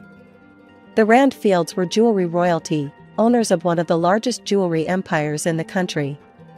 And here was their heir, talking to me like I was the most interesting person in the room. "The pleasure's all mine," I managed to say, shaking his hand. "I didn't realize the Randfields would be here tonight." Jason laughed, a rich, warm sound that made me feel like we were sharing an inside joke. "We usually skip these events, but I insisted on coming this year. I've been following your work, Amanda. You're making waves in the industry." I felt a blush creep up my cheeks. "That's very kind of you to say." "It's the truth," he said, his eyes twinkling. "In fact, I was hoping we could discuss a potential collaboration. How about dinner next week?" My heart skipped a beat. A collaboration with the Randfields could take Pierce Gems to the next level. But a small voice in the back of my head whispered a warning. The Randfields were our biggest competitors. Could they be trusted? I pushed the thought aside. This was business, nothing more. "Dinner sounds great," I heard myself say. Jason's smile widened. "Excellent. I'll have my assistant set it up." He glanced over my shoulder and frowned slightly. "I'm afraid I have to mingle, but I'm looking forward to our dinner, Amanda." As he walked away, I felt like I was floating. Jason Randfield had sought me out. Me, Amanda Pierce, the girl who spent more time with gems than people. The rest of the night passed in a blur. I danced, I laughed, I networked. But my mind kept drifting back to those blue eyes and that dazzling smile. Jason had chosen a trendy restaurant in South Beach, the kind of place where the who's who of Miami came to see and be seen. As I walked in, I spotted him immediately, looking impossibly handsome in a tailored suit. He stood up as I approached, his eyes lighting up. "Amanda," he said, taking my hand. "You look stunning." I felt a flutter in my stomach, but pushed it down. "Thank you, Jason. You clean up pretty well yourself." As we sipped our wine, the conversation flowed easily. We talked about our shared passion for jewelry, swapping stories about difficult clients and challenging designs. I found myself relaxing, drawn in by Jason's wit and charm. "So," I said, as our main courses arrived. "You mentioned a potential collaboration at the gala. What did you have in mind?" Jason leaned forward, his eyes sparkling with excitement. "I've been following your work for a while now, Amanda. The way you bring out the brilliance in gems, it's unlike anything I've seen before. I think a partnership between Pierce Gems and Randfield Jewelry could revolutionize the industry." I raised an eyebrow. "That's a bold statement. How exactly would this partnership work?" "We have the resources and the reach," Jason explained. "You have the skill and the innovation. Together, we could create a line that combines the best of both our worlds." It sounded tempting, I had to admit. But years of protecting our family secret made me cautious. "And what about our individual techniques? Our trade secrets?" Jason held up his hands. Those would remain separate, of course. This would be about combining our strengths, not revealing our secrets. I nodded slowly, turning the idea over in my mind. It's an interesting proposition. I'd need to think about it, discuss it with my team. Of course, Jason said, his smile understanding. Take all the time you need. I'm not going anywhere. As dinner progressed, our conversation drifted from business to more personal topics. Jason told me about growing up in the shadow of the Randfield Empire, the pressure to live up to his family name. I found myself opening up about my own experiences, the weight of carrying on the Pierce legacy. Before I knew it, we were seeing each other regularly. Jason swept me off my feet with grand gestures and intimate moments. One weekend, he surprised me with a spontaneous trip to the Bahamas. Pack a bag, he said, showing up at my door with a mischievous grin. We're going on an adventure. I hesitated, thinking about the orders I needed to fill. Jason, I can't just leave. I have work. He silenced me with a kiss. The work will be there when you get back. When's the last time you took a break, Amanda? I couldn't remember, and that realization made me pause. Maybe he was right. Maybe I did need a break. The Bahamas were like a dream. We spent our days lounging on pristine beaches, snorkeling in crystal clear waters, and our nights dancing under the stars. It was intoxicating, being the center of Jason's attention. Back in Miami, our relationship continued to blossom. Jason would surprise me with rare orchids flown in from Thailand, their delicate petals reminding me of his thoughtfulness. We'd spend evenings at fancy restaurants or quiet nights in, talking for hours about everything and nothing. But it wasn't all smooth sailing. The first time Jason took me to meet his parents, I felt like I'd stepped into a lion's den. Vivian Randfield, Jason's mother, looked me up and down with barely concealed disdain. So, you're the little jeweler Jason's been spending so much time with, she said, her voice dripping with false sweetness. I straightened my spine, meeting her gaze. That's right. Amanda Pierce of Pierce Gems. It's a pleasure to meet you, Mrs. Randfield. Robert Randfield, Jason's father, was a bit warmer, but I could see the calculation in his eyes. Pierce Gems, he mused. You've been making quite a name for yourselves lately. Impressive for such a small operation. The dinner was a minefield of backhanded compliments and thinly veiled insults. At one point, Vivian accidentally spilled her red wine on my dress. Oh, I'm so sorry, she exclaimed, not sounding sorry at all. I suppose your hands must be too rough from all that manual labor to hold delicate glassware properly. I plastered on a smile even as I seethed inside. No worries, Mrs. Randfield. Accidents happen. Jason squeezed my hand under the table, a silent show of support. Later, as he drove me home, he apologized profusely. I'm so sorry about my parents, he said, his knuckles white on the steering wheel. They can be difficult. I sighed, looking out at the Miami skyline. It's okay. I'm sure they're just protective of you. Jason shook his head. It's not okay. You're important to me, Amanda. They need to accept that. His words warmed my heart, pushing away the lingering chill from his parents' cold reception. As weeks turned into months, I found myself falling harder for Jason. He was everything I'd never known I wanted, charming, worldly, and seemingly head over heels for me. For the first time in my life, I felt truly seen and appreciated for more than just my craft. We'd been dating for about 8 months when he surprised me with a trip to Paris. Pack your bags, darling, he said, his eyes twinkling with excitement. We're off to the city of love. And so I found myself in Paris, strolling hand in hand with Jason along the Seine, marveling at the architecture, and indulging in decadent French cuisine. It was like a dream. On our last night in Paris, Jason took me to dinner at a Michelin-starred restaurant with a view of the Eiffel Tower. As we finished our dessert, he suddenly looked nervous. Amanda, he said, reaching across the table to take my hand. These past months have been the happiest of my life. I can't imagine my life without you. He stood up, and to my shock, got down on one knee beside our table. The other diners gasped and turned to watch. "Amanda Pierce," Jason said, pulling out a small velvet box. "Will you marry me?" I stared at the ring in shock. It was beautiful, but a small part of me couldn't help but notice that it paled in comparison to my own creations. I pushed that thought aside, focusing instead on the man kneeling before me, his eyes full of hope and love. "Yes," I heard myself say. "Yes, I'll marry you." When we returned to Miami, reality came crashing back. Jason's parents insisted on throwing us an engagement party, and I found myself thrust into a world of high society that I'd only ever observed from the outside. The party was a lavish affair at the Randfield mansion. As I circulated among Miami's elite, I couldn't help but feel out of place. These people lived in a different world than I did, a world of old money and ingrained privilege. Vivian Randfield cornered me by the champagne fountain, her smile as sharp as a diamond-tipped saw. "Amanda, darling, I must say, we were all quite surprised when Jason announced your engagement.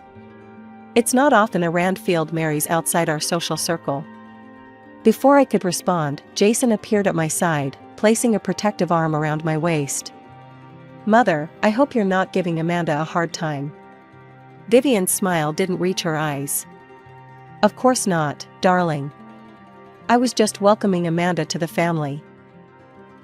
Later that night, as Jason and I slow danced under the crystal chandeliers, he leaned in close. "I have an idea," he whispered. "Why don't you make a special piece for my mother? As a peace offering. Show her what you can do." I hesitated. The Pierce family secret wasn't something I shared lightly, even with my fiancé. But maybe Jason was right.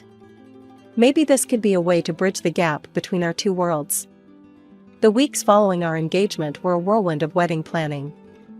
I threw myself into creating the perfect necklace for Vivian, hoping it would be the olive branch that could finally win her over. I spent countless hours in my workshop, pouring my heart and soul into the piece. I used rare pink diamonds and a flawless blue sapphire from my father's private collection. It was to be my masterpiece, a testament to my skill and the Pierce family secret. One evening, as I was putting the finishing touches on the clasp, Jason stopped by the workshop. His eyes widened. "Amanda, it's incredible. I've never seen anything like it." I felt a surge of pride. "Do you think your mother will like it?" Jason nodded, his eyes still fixed on the necklace. "She'd be a fool not to. The way it catches the light, it's almost otherworldly." I smiled, pleased with his reaction. That's the Pierce touch. The next week, I was at the Randfield mansion for another wedding planning session. Suddenly, I heard raised voices coming from down the hall. I slipped out of the room and followed the sound of the voices. As I got closer, I could make out what they were saying. "You're being ridiculous, Jason," came Robert's deep voice. "This marriage is a golden opportunity. Don't tell me you're getting cold feet now." "It's not like that," Jason protested. But nothing," Vivian's shrill voice cut in. "You've done well, darling. She's eating out of the palm of your hand. Soon, we'll have everything we need." I edged closer to the partially open door, my heart pounding in my chest. Through the crack, I could see Jason pacing back and forth, sipping wine from a glass. "You should see how eagerly she's making that necklace," he said, and I felt my world tilt on its axis. "She has no idea she's handing over the keys to her entire legacy." Vivian's laugh pierced the air like a knife. "And to think, we almost objected to you marrying that little nobody. I must say, Jason, your acting skills have improved tremendously. She actually believes you love her." I stumbled back, my hand flying to my mouth to stifle a gasp. This couldn't be happening. It had to be a mistake. But Robert's next words shattered any lingering doubt. "Once we have the Pierce secret, we'll corner the market," he said, his voice filled with smug satisfaction. "Who cares if her quaint little shop goes under? It's just business, after all." I felt like I was going to be sick. My vision blurred with unshed tears as the full weight of their betrayal hit me. Jason, the man I thought I loved, the man I had agreed to marry, had been using me all along. The days following my shocking discovery were a blur of emotions and careful planning. On the surface, I played the part of the excited bride-to-be perfectly. I gushed over flower arrangements, fretted about seating charts, and continued work on Vivian's necklace. But inside, I was seething with rage and plotting my revenge. "How's the necklace coming along, darling?" Jason asked one evening, wrapping his arms around me from behind as I worked in my studio. I fought the urge to flinch away from his touch. "Almost done," I replied, forcing a smile. "Your mother is going to love it." Late into the night, after Jason had gone home, I began creating a new collection. Each piece was a work of art, telling the story of betrayal through intricate designs and carefully chosen gems. But jewelry wasn't my only focus. One day, I broke into Jason's home computer and downloaded all the files I could find. I spent hours poring over the Randfield Company documents, looking for any discrepancies or signs of wrongdoing. It was tedious work, but my determination fueled me. One night, as I was going through a stack of financial reports, something caught my eye. The Randfields had been systematically replacing high-quality gems with cheaper alternatives in their jewelry, scamming their customers out of millions. The next challenge was gathering evidence of their plot against me. I bought a small, high-quality recording device and began carrying it with me everywhere. It felt dirty, but I reminded myself that they had started this game. I was just finishing it. As the final week before the wedding arrived, I put the finishing touches on my plan. I had evidence of the Randfields' gem scam, recordings of their plot against me, and a collection that would shock Miami's elite to its core. The morning of the wedding dawned bright and clear, a perfect Miami day. As I arrived at the beachfront venue, my heart was pounding, but my resolve was firm. I clutched my velvet-lined case, containing my new collection and all the evidence I'd gathered, like a lifeline. "Amanda, there you are." Jason's best man, Mark, called out as I entered. "Everyone's been looking for you. Are you ready?" I gave him a tight smile. "More ready than you know." As I was ushered into a private room to wait, I could hear the murmur of guests arriving outside. Miami's elite, all gathered to witness what they thought would be the society wedding of the year. If only they knew. The wedding march began to play, and I started my walk down the aisle. Faces turned to watch me, smiling and expectant. I saw Vivian and Robert in the front row, looking smug and satisfied. Jason waited at the altar, beaming at me. But as I reached the altar, instead of taking Jason's hand, I turned to face the assembled guests. "I'm afraid there won't be a wedding today," I announced, my voice clear and strong. Gasps echoed through the crowd. Jason's face contorted in confusion. "Amanda, what are you doing?" I ignored him, addressing the guests instead. "Instead, I'll be unveiling my newest collection, The Art of Betrayal." With that, I opened my case and began to pull out the pieces one by one, explaining the symbolism behind each one. The snake bracelet, representing deceit. The shattered diamond ring, symbolizing broken trust. The color-changing teardrop earrings, reflecting the shifting nature of lies. As I spoke, I saw understanding and horror dawn on the Randfields' faces. But I wasn't done yet. "And for the grand finale," I said, pulling out Vivian's necklace. "A special commission with a hidden message." I held it up to the light, revealing the word liar spelled out in pink diamonds. The crowd gasped again, this time in a mix of shock and admiration. "Amanda, stop this nonsense right now," Robert Randfield bellowed, his face red with anger. But I was beyond stopping. I pulled out the documents I'd gathered, the recordings I'd made. "The Randfields aren't just liars in love," I announced. "They're liars in business too." I proceeded to lay out the evidence of their gem scam, playing recordings of their plot against me and pierced gems. With each revelation, the crowd's murmurs grew louder, shocked faces turning to the Randfields for explanation. "This is preposterous," Vivian shrieked, but her voice was shaking. As security began to escort the sputtering Randfields out, I addressed the crowd one final time. I stand before you not as a bride, but as a businesswoman protecting her legacy. Pierce gems will continue to create beauty and brilliance, without compromising our integrity. The aftermath was chaos. Reporters who had come to cover a society wedding found themselves with a much bigger story. Photos of my triumphant face and stunning jewelry splashed across social media and magazines worldwide. In the days following what the press dubbed the wedding that wasn't, my life became a whirlwind of interviews, legal meetings, and damage control. The story had exploded beyond Miami, capturing national attention. My phone rang nonstop with calls from reporters, industry insiders, and even a few Hollywood producers interested in my story. I sat in my workshop, surrounded by half-finished pieces and stacks of newspapers, all featuring my face on the front page. The headlines ranged from Jewel of Deception, Heiress Exposes $1 Million Scam, to Love, Lies, and Luxury, the Pierce Randfield Saga. The Randfield empire crumbled under the weight of the scandal, with multiple lawsuits filed against them. My best friend and now lawyer, Sarah, burst through the door, her arms full of more newspapers and legal documents. "Amanda," she said, dropping everything on my workbench. "We need to talk strategy. The press is having a field day, and we've got at least a dozen interview requests." Over the next few weeks, I carefully chose which interviews to give.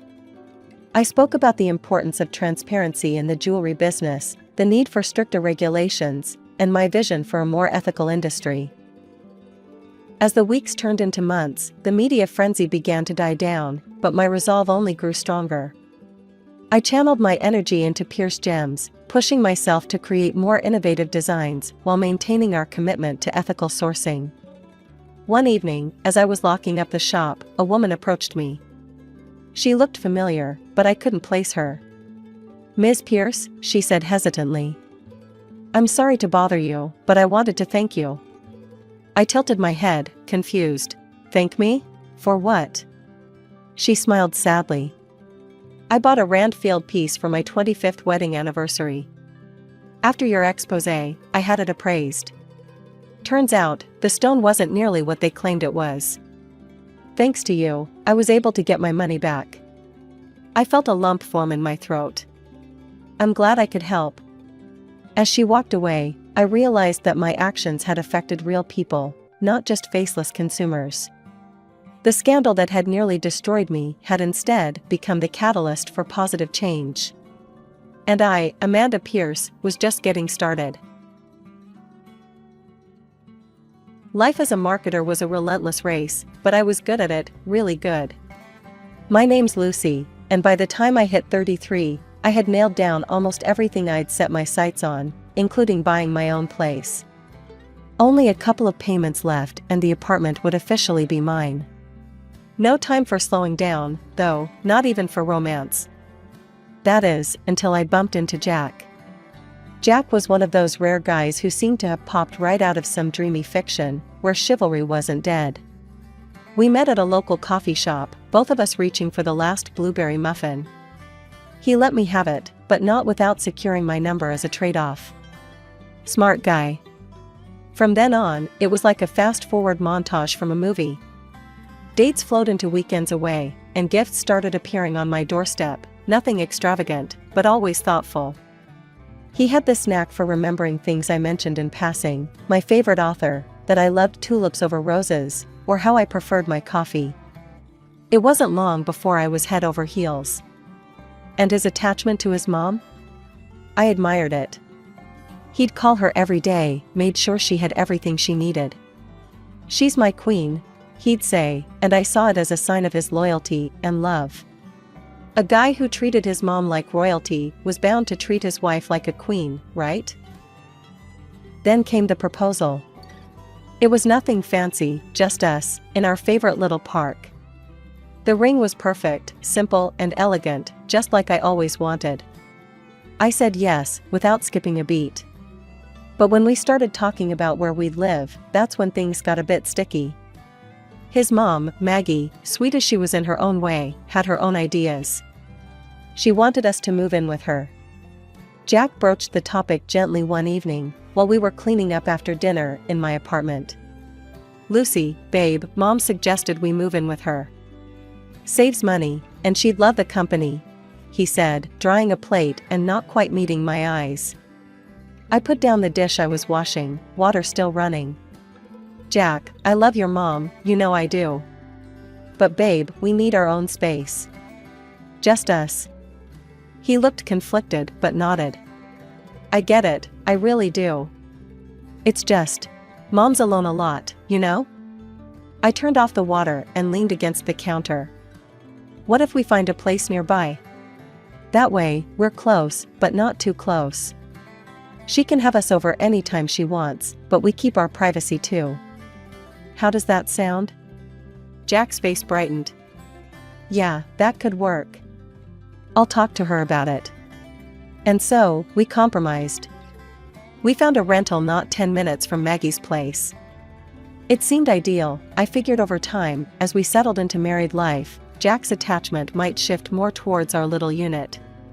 With that in mind, I rented out my apartment and started stashing away the extra income. The move was smoother than I expected. Jack was happy because his mom was just a stone's throw away, and I was relieved to maintain some independence. We fell into a comfortable routine, Jack and I commuting to work together most days, coming home to our little sanctuary. But as weeks turned into months, I couldn't shake the feeling that the ties that bound Jack to his mom weren't loosening. Every decision, big or small, seemed to need her stamp of approval. I found myself wondering if our compromise was truly that, or just a temporary fix to a permanent issue. Life was bustling as usual, my marketing job keeping me on my toes during the day, and the new marital home chores waiting each evening. Things took a sharp turn when Maggie fell sick. It wasn't anything life-threatening, thank goodness, but enough to knock the strength out of her. Lucy, can you check on Mom after work? She's really not feeling well, Jack asked one morning as we were rushing out the door, his face lined with worry. Of course, I'll swing by and see what she needs, I replied, squeezing his hand. Little did I know, this would become my new routine. Each evening, I'd go straight from the office to Maggie's. She had a specific way she liked things done, especially when it came to her meals. I can't eat that reheated stuff, it messes with my stomach, she'd complain if I ever dared suggest cooking enough to last a couple of meals. So, I found myself cooking fresh meals daily, her preferred dishes that I slowly mastered. After Maggie recovered, I thought my after-work visits would taper off. I couldn't have been more wrong. She'd grown accustomed to the company and the care. If anything, her demands increased. Lucy, dear, could you help me with the laundry? And maybe we can order some groceries online, she'd say, her voice always carrying that expectant tone. I did all that and more, picking up her orders, driving her to shops, and every beauty appointment she made. Weekends were no exception. Jack and I spent most of our Saturdays and Sundays at Maggie's, trying to make up for all the family time she missed when Jack's brother cut her off. One particularly exhausting Sunday evening, after a day filled with errands and family gatherings all centered around Maggie's needs, I collapsed on our couch, feeling more like a caretaker than a wife. Jack, we need to talk, I started, my voice heavy with fatigue. I love your mom, but I need some space, some time for us. Jack sat beside me, his expression tense. Lucy, Mom's all alone. You know what happened with my brother. I can't just abandon her. She relies on us. I knew about his brother, how he and his wife had moved away, cutting off all contact with Maggie after their wedding. Torn between my need for independence and my husband's loyalty to his mother, I felt isolated. Yet, seeing Jack so earnest, so committed to not repeating his brother's path, I relented. Okay, Jack. We'll keep things as they are for now, I conceded, trying to mask my disappointment. Thank you, babe. I know it's a lot. We'll figure something out, I promise, he said, pulling me into a hug that felt both comforting and confining. As days turned into weeks, my after-work routine remained unchanged.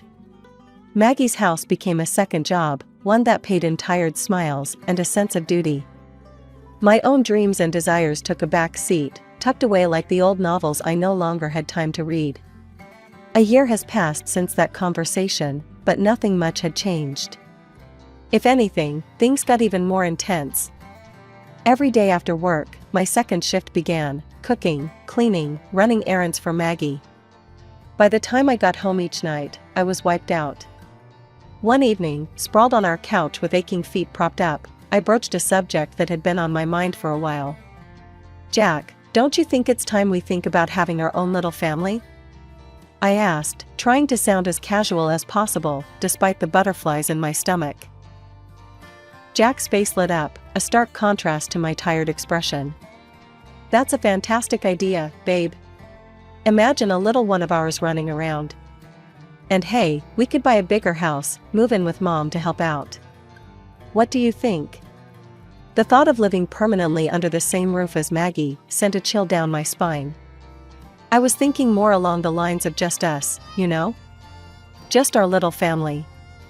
"We can talk about that part later, let's just focus on the baby for now," Jack said quickly, probably sensing my hesitation. I agreed, knowing we needed a serious discussion about boundaries before anything was set in stone. Despite the unresolved living situation, we told Maggie about our plans to try for a baby. Her smile didn't quite reach her eyes. "A baby, huh? That's wonderful. You two will make great parents." Her tone was flat, and I couldn't help but feel a pang of guilt, wondering if she felt like we were trying to replace her with a new family member. But I pushed those thoughts aside, focusing on the future. Months turned into a year, and despite all our hopes and efforts, nothing happened. I followed every health tip I could find, cut out alcohol, ate healthier, hit the gym more. Still, no baby.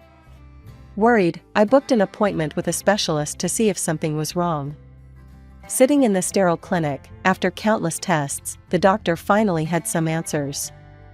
"It's unusual, Lucy, but your blood work shows elevated levels of a hormone found in birth control pills. Have you been taking any form of contraceptive?" I stared at him, bewildered. "No, absolutely not. We've been trying to conceive. Why would I take birth control?" The doctor looked just as confused as I felt. "It's definitely odd. If you're sure about not taking any contraceptives, this shouldn't be happening. Sometimes, prescriptions can get mixed up." I thanked him, my mind racing as I left the clinic. The drive home was a blur. How could this be happening? I'd been so careful with everything, checking and double-checking everything I consumed. Did someone tamper with my medication? The idea seemed ludicrous, but desperation and confusion clouded my thoughts. That evening, as per usual, I was at Maggie's house, cleaning up after dinner when I noticed something that made my heart stop.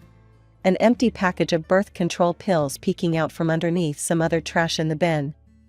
The room spun a little as I pulled it out, examining it. This had to be a mistake. "Maggie, can I ask where these came from?" I said, holding up the blister pack for her to see. My voice was calm, but inside, I was anything but.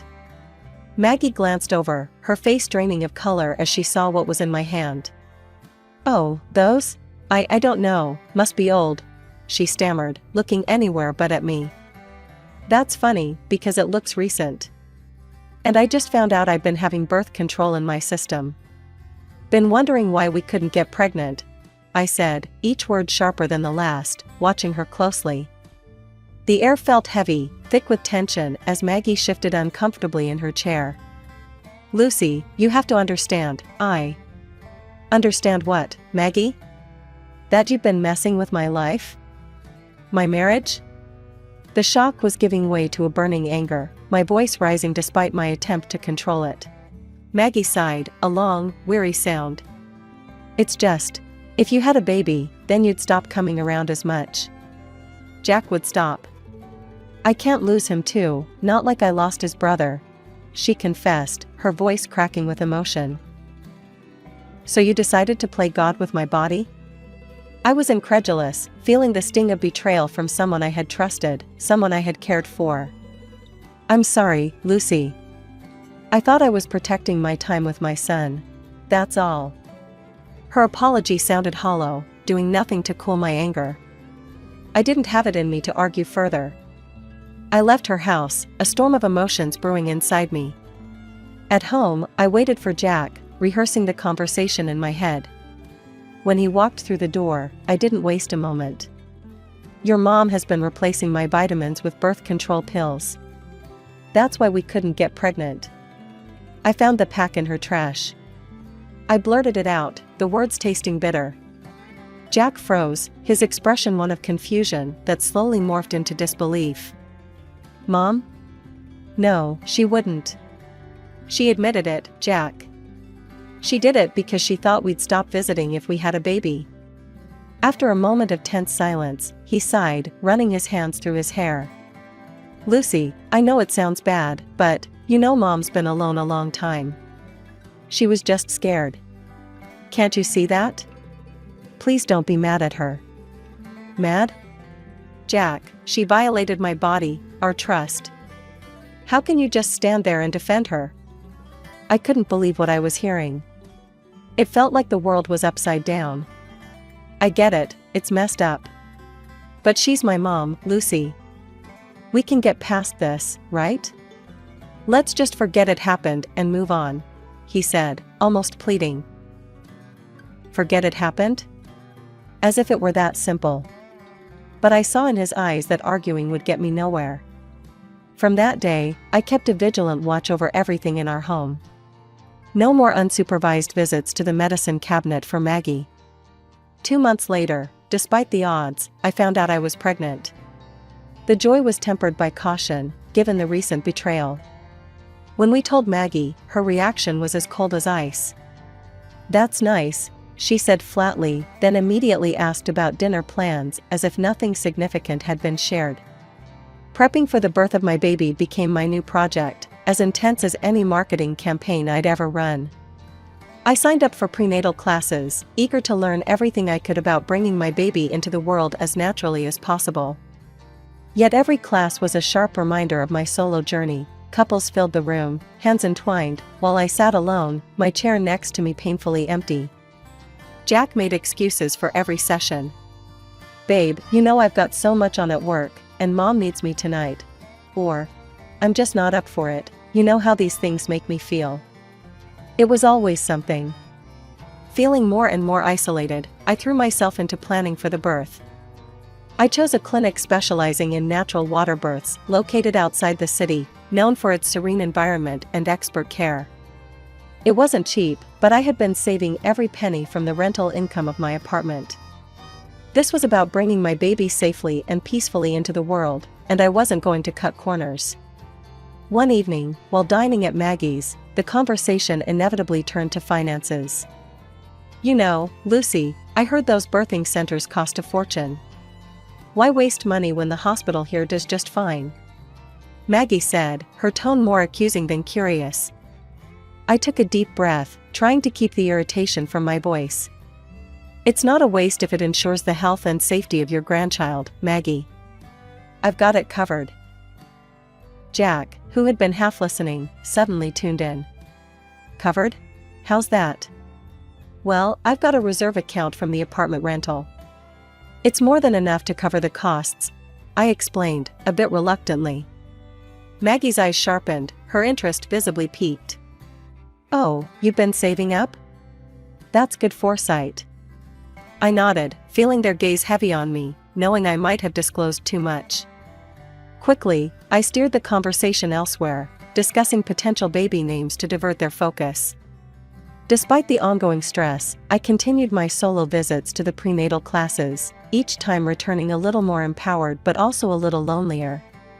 The clinic staff was supportive, and I often stayed back to ask questions about the birth process.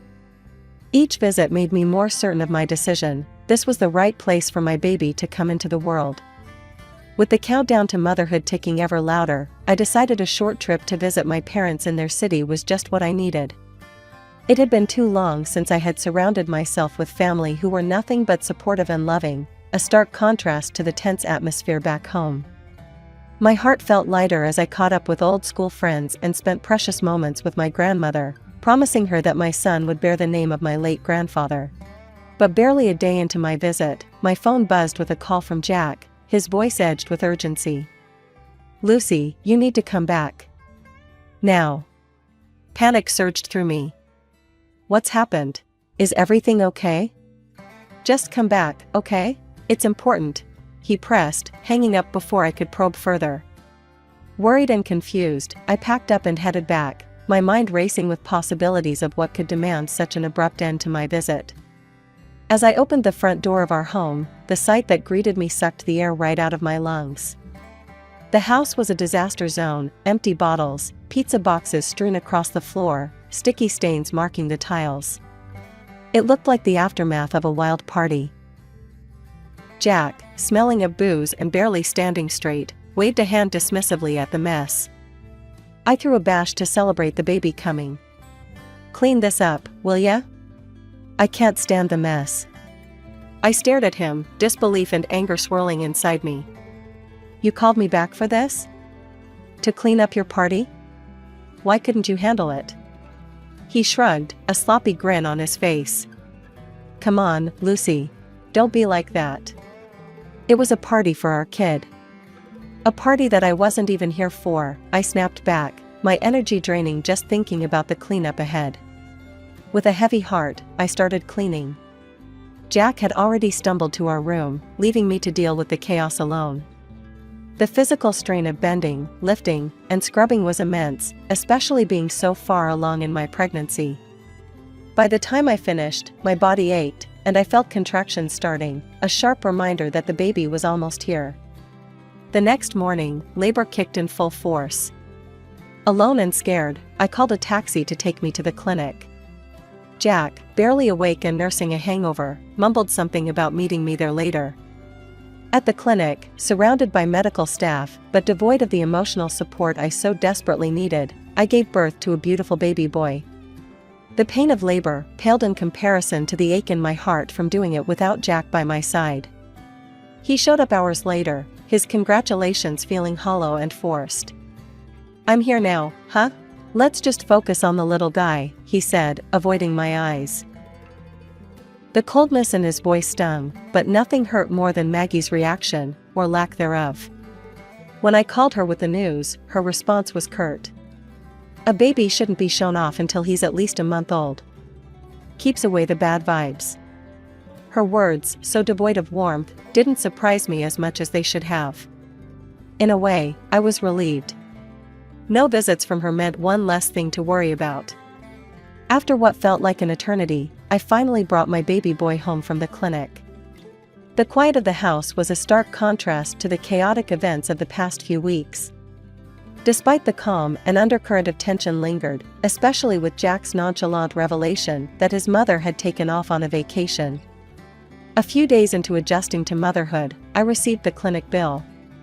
My heart sank when I saw the balance due, $5,000 more than what the insurance covered.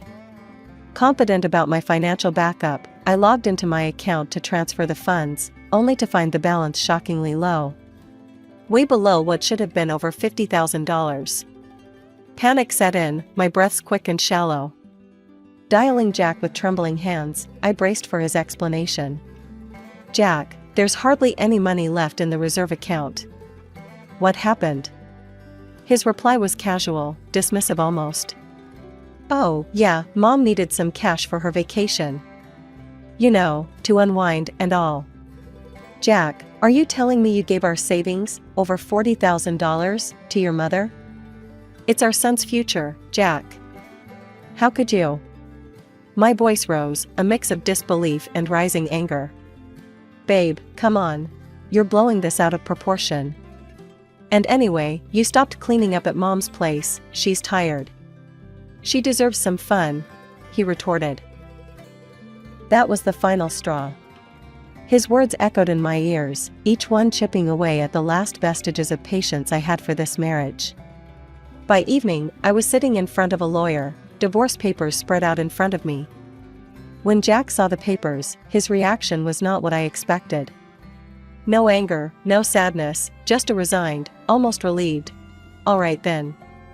He signed them with a steady hand, grabbed his coat, and left without another word, heading straight to his mother's place. Feeling a mix of liberation and deep sorrow, I decided it was time for me and my son to leave, at least for a while. We went to my parents' house, where I was greeted with warm hugs and soothing words, a stark contrast to the coldness of my now strained marriage. "Lucy, you need to talk to Jack's brother," my dad suggested one evening.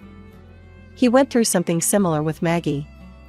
Hesitant but curious, I reached out to Jack's estranged brother. The conversation that unfolded was eye-opening.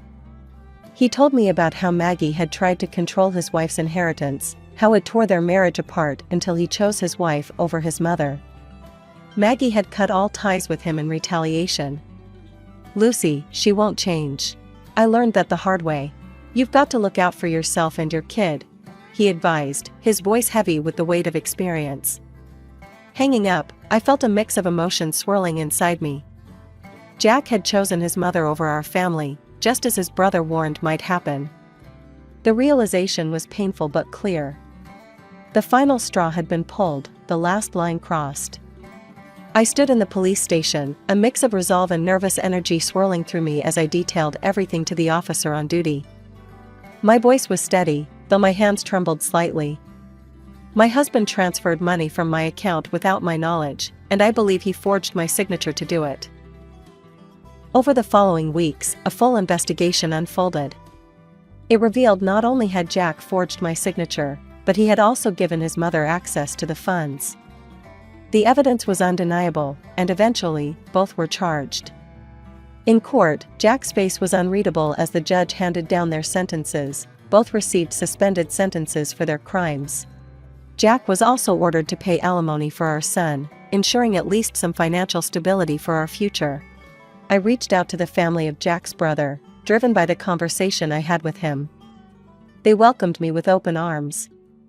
It turned out they were nothing like the monsters Maggie had painted them to be. Their warmth and acceptance were a soothing balm to the wounds left by my former in-laws. One sunny Saturday afternoon, as our children played together in the backyard, Jack's brother, Mike, threw a couple of steaks on the grill, and his wife, Sarah, handed me a chilled glass of lemonade. "Lucy, we're just glad you reached out. Mom, she can spin quite the tale," Mike said, flipping the steaks with a practiced flick of his wrist. Watching Danny laugh as he chased after his cousins, a sense of peace settled over me. "Thank you, both. It means the world to us to have family like you."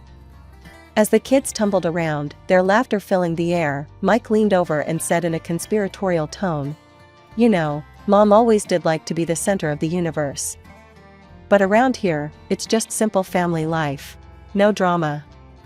"Exactly what we need," I responded, smiling at the simple truth in his words. Our gatherings became a regular thing, our children bonding as cousins do, forming connections that promised to last a lifetime. The holidays were particularly full of joy, the kids' excitement contagious, making each moment a bit brighter. I'm Ellie, and here's where my story starts. Grew up in a small town, moved from one foster home to another until I landed with the Thompsons. They gave me something priceless, stability, something I craved all my young life. Life was plain till college. I was the first in my foster family to hit the big city for college, studied languages, Japanese, to be exact.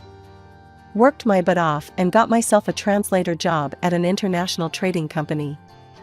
It was a big deal for a small-town girl like me. One ordinary Tuesday, I walked into this cozy cafe near work, ordered my usual black coffee, and there he was, Jack. Tall, with a smile that could knock you off your feet. He was on his phone, looking all business but relaxed. I caught his eye, and that was it. "Hey, never seen you here before," I said, trying to sound casual as I sat down with my coffee. He looked up, his smile widening. "Just trying to escape the office chaos.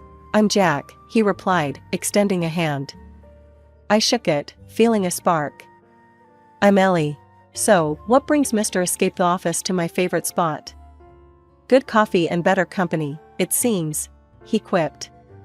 We hit it off from there. Days turned into weeks, weeks into months, and before we knew it, a year had passed, and we were talking about more than just coffee. Jack was from the city, knew his way around, and had a charm that was hard to resist. But life's not all smooth sailing, right? We decided to tie the knot after a year of dating. I was over the moon but wanted him to meet the folks who made me who I am, the Thompsons. Now, my foster parents, Mr. and Mrs. Thompson, they were salt-of-the-earth types. Lived simply, worked hard. They were fixing up their house, so they rented this tiny apartment that was nothing to write home about. But it was warm, filled with love. I remember telling Jack, "It ain't much, but it's filled with good memories." He nodded, but I saw that look in his eyes as he scanned the cramped space. He was trying to hide it, but the man was uncomfortable. We spent the weekend there. My folks were thrilled, treated him like royalty, but Jack, he was off, always checking his watch, eager to head back. As we drove back to the city that Sunday night, the silence in the car was heavy. I had to say something. "Jack, you've been quiet. What's up?" He sighed. "Look, Ellie, your folks, they're nice and all, but we come from different worlds, you know?" His words stung, but I kept my cool. "And what's that supposed to mean?" "It's just different, Ellie. I'm not used to this simple life. But hey, it doesn't change how I feel about you," he added quickly, trying to smooth things over. I looked out the window, biting my lip, thinking about all the differences between my world and his. "Jack, I don't need fancy. But we gotta respect where we both come from, right?" He nodded. "Right, of course. I love you, Ellie. That's what matters." His words were supposed to comfort me, but a part of me wondered if we were really seeing eye to eye. That night, I lay awake, thinking about the simple life I cherished and the complicated world I was stepping into. Just a few days after our uncomfortable visit back home, it was my turn to meet the other side, Jack's mom, Vivian. A high-rise in the city center, her place was decked out in all sorts of fancy stuff that screamed money. When we arrived, she greeted us at the door, decked out in designer from head to toe, and her apartment? It was like walking into a magazine. "Ellie, is it? And what is it you do?" Vivian asked, sizing me up as if I were an item she was considering purchasing. "I'm a translator. I work with Japanese clients at a trading company," I replied, trying to sound confident. "Oh, impressive," she half smiled, but her eyes were doing another sweep, like she was looking for something off about me. Then it slipped out where I was from and about my foster parents. Her face twisted a bit. "From the province, and fostered, you say? I don't think that's quite fitting for my Jack." Jack jumped in quick. "Mom, please. Ellie's wonderful, and I love her. We're getting married." That stirred up another pot. "Married? And when is this happening? How are you planning it?" Vivian's tone shifted to something a bit too curious. "We're thinking something small, intimate. Just us in Hawaii, actually," I said, hoping she'd catch on to the romance of it all. Vivian's eyes nearly popped out. "Hawaii? Just the two of you?" "No, that won't do. What will my friends think if I can't even throw my only son a proper wedding?" I tried to keep my cool. "It's our day, Vivian. We just want something true to us, without all the fuss." That did it. She huffed, "This discussion is over," and walked out of the room. Jack looked at me, apologetic, and whispered, "Let me talk to her. We'll sort this out." 4 months zipped by, and despite the rocky start, there we were in Hawaii. It was supposed to be just Jack and me, but Vivian showed up, camera in hand, ready to document every second. Every moment felt like she was there, lurking, making sure she had something to post online. Jack seemed oblivious, soaking in the sun and the ceremony. I tried to smile through it, whispering to him as we stood on the beach, "I thought it would be just us." He squeezed my hand. "I know, I'm sorry. She's just excited, I guess. Let's just try to enjoy our day." Vivian was buzzing around us, her phone always up. "Smile here. Oh, this will look fabulous on my feed." I felt like a prop in her social media show, not a bride on her wedding day. It was our special day, but somehow, it had turned into another one of Vivian's extravaganzas. Coming back home as newlyweds should have been all about those cozy, love-soaked days, you know, breakfast in bed, slow dances in the living room, that kind of stuff. And it was, at least at first. Jack slipped this stunning ring on my finger the day we got back, the kind that catches the light and just won't quit sparkling. It's been in my family for generations, he told me, his eyes all lit up with something like pride. Be careful with that ring, Ellie. It's more than just expensive, it's an heirloom. Vivian chimed in, hovering over us like some kind of dark cloud on a sunny day. Her reminder felt more like a warning, making my heart sink a bit. The first few weeks, Jack and I were in our little bubble, stealing kisses, making dinners together, the whole 9 yards. But then Vivian started dropping by. Unannounced. All the time. It started one afternoon when I was folding laundry and the doorbell rang. There she was, Vivian, with that look on her face like she was about to inspect a military base. Just checking in on my favorite newlyweds, she said, but her eyes darted around like she was searching for something wrong. I tried to be polite, make small talk even as she wandered into the kitchen, her fingers sliding over every surface. Ellie, darling, do you ever clean? And where are the fresh vegetables? A man needs his greens. Her tone was dripping with disapproval. Jack just shrugged it off when I told him later. She means well, babe. Just try to go with it. Go with it? I echoed, frustration bubbling up. Jack, she's treating me like I'm on trial in my own home. He kissed my forehead, all casual like that was supposed to fix everything. She's lonely, Ellie. Let's just cut her some slack, okay? Slack turned into more slack, until one day I got home late from work. We'd just signed a huge contract with a new client from Japan, and I was buzzing with the thrill of it all, that is, until I found Vivian in my living room, an uninvited storm brewing. I heard you've been spending a lot of time at the office. Late nights, She raised an eyebrow, her voice thick with suspicion. Yeah, it's a big project. Lots of new opportunities. I tried to explain, but she had a different opinion. 2 days later, Vivian personally came to my office and began counting out loud the men working with me, loudly suggesting I could be having an affair with one of them. Then, without an invitation, she barged into my boss's office. Seeing he was already elderly, she loudly proclaimed, "Well, she definitely won't mess with the old man." I was mortified, my face red as a beetroot. I demanded she leave, apologizing profusely to my boss and colleagues for the disruption. Thankfully, my boss, Mr. Jackson, had a sense of humor and just laughed it off, but the damage was done. That night, I'd had enough. I cornered Jack in our bedroom, my voice low and tight. Your mom crossed a line today, Jack. She's accusing me of cheating. It has to stop. He sighed, long and heavy. Just try to get along. Please, for me. But getting along felt more and more like putting up with nonsense. Things between Jack and me started getting rocky, and due to the fact that Vivian was always whispering in his ear. Lately, Jack had been picking apart everything about me, from the way I dressed to the hours I worked. He had never minded before, but suddenly, everything was a problem. Ellie, why you gotta wear that to work? Jack frowned one morning as I got ready. It was just a blouse and skirt combo, nothing fancy. It's professional, Jack. What's wrong with it? I replied, adjusting my skirt. It's too much. You're just inviting comments, working with all those guys. His tone had an edge, and I knew this wasn't really about my clothes. That was becoming a regular thing now.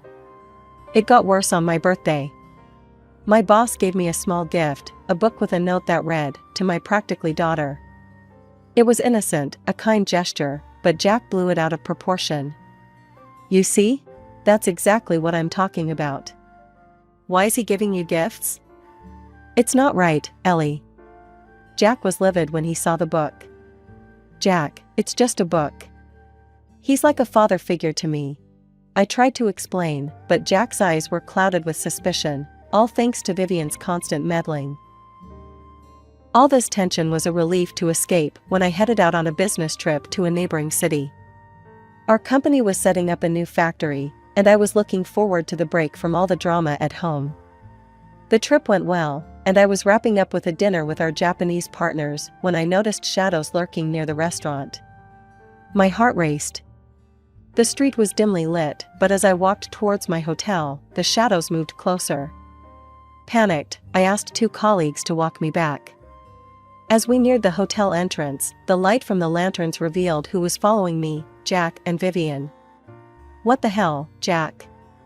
What are you doing here?" I blurted out, unable to hide my shock. Vivian stepped forward, her face twisted in anger.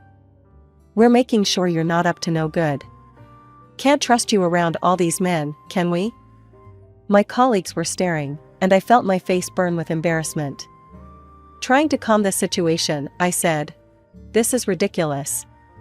You're both acting like I'm some kind of criminal." But Vivian wasn't having it. "I'll be telling your parents about this. They should know what kind of woman you've turned out to be." I couldn't hold back a bitter laugh. "Go ahead, tell them. They'll laugh you out of town." The ride back was a silent one. Jack and his mother sat in the front, and I was alone in the back seat, staring out the window, the city lights blurring into streaks of color as tears filled my eyes. I was married to the man I loved, but it felt like I was trapped in a bad dream, with Vivian as the relentless nightmare that wouldn't end. Vivian had actually gone through with her threat and showed up at my parents' place. I couldn't believe it when Mom called me, her voice shaking as she recounted what had just happened. "She was here, Ellie," Mom said, her voice strained. "She demanded to see your father right away, so I gave her the address to his workshop." I felt my stomach drop. Dad was at his workshop, where he spent most of his days crafting and creating in his element. Mom continued, "Your mother-in-law went there, saw your father in his work clothes, all stained from the glass dyes, and she just scoffed." I gripped the phone tighter, bracing myself. "When your father went over to greet her, he apologized for not shaking her hand. His were all stained from work, you know." She looked at his hands, Ellie, made a face, and said something awful about coming to this backwater for nothing. My heart sank as I listened. "She said she understands now why you turned out the way you did, and just left without another word." "Thanks for telling me, Mom. I need to think about what to do." I hung up, feeling a mix of anger and hurt swirling inside. It wasn't long before Vivian made her next move. The very next day, she cornered me in the living room, her eyes cold and judgmental. "Ellie, now I see where you get your manners, or should I say, lack thereof.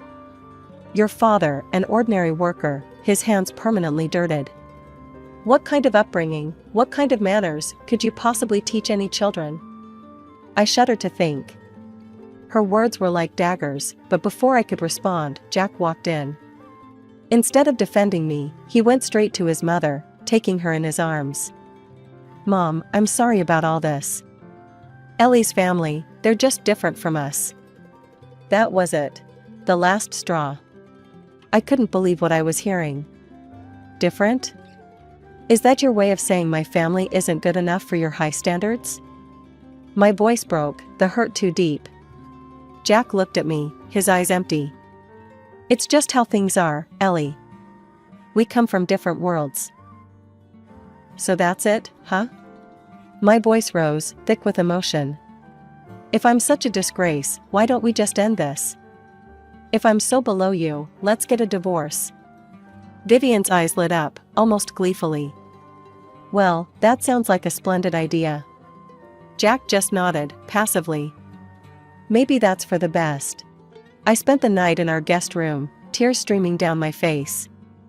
Every word Vivian said replayed in my mind, every dismissive glance from Jack.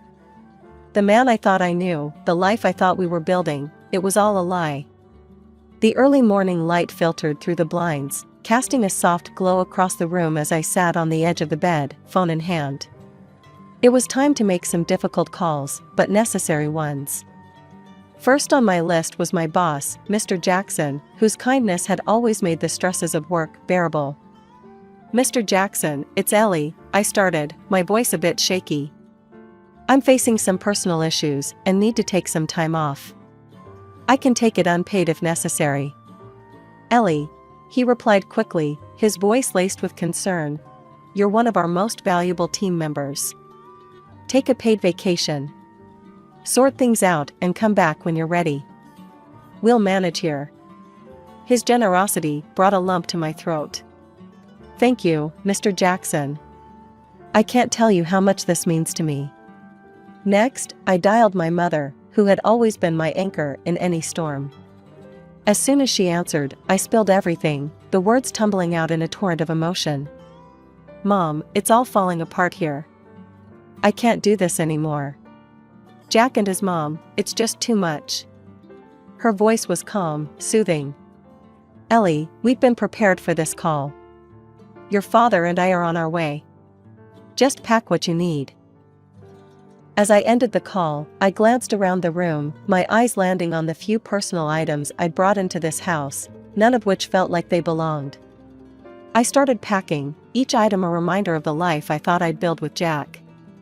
Vivian appeared at the doorway, her presence like a dark cloud. Remember, Ellie, only take what you bought with your own money. Don't think about grabbing anything else, she said, her voice cold and accusing. It wasn't long before I heard the gravel crunch under the tires of an old vehicle. Looking out the window, I saw the familiar beat-up pickup truck that belonged to my parents. Jack and Vivian followed me outside, their expressions a mixture of smugness and curiosity as my parents' truck pulled up. Jack scoffed loudly. Sure that old thing will even make it back? My father, a quiet strength emanating from him, stepped out and faced Jack without a word. He handed over the divorce papers, his eyes steady and unwavering. Jack grabbed the papers and signed them with a smirk, his mother chuckling beside him. Glad to be rid of this mess, he muttered.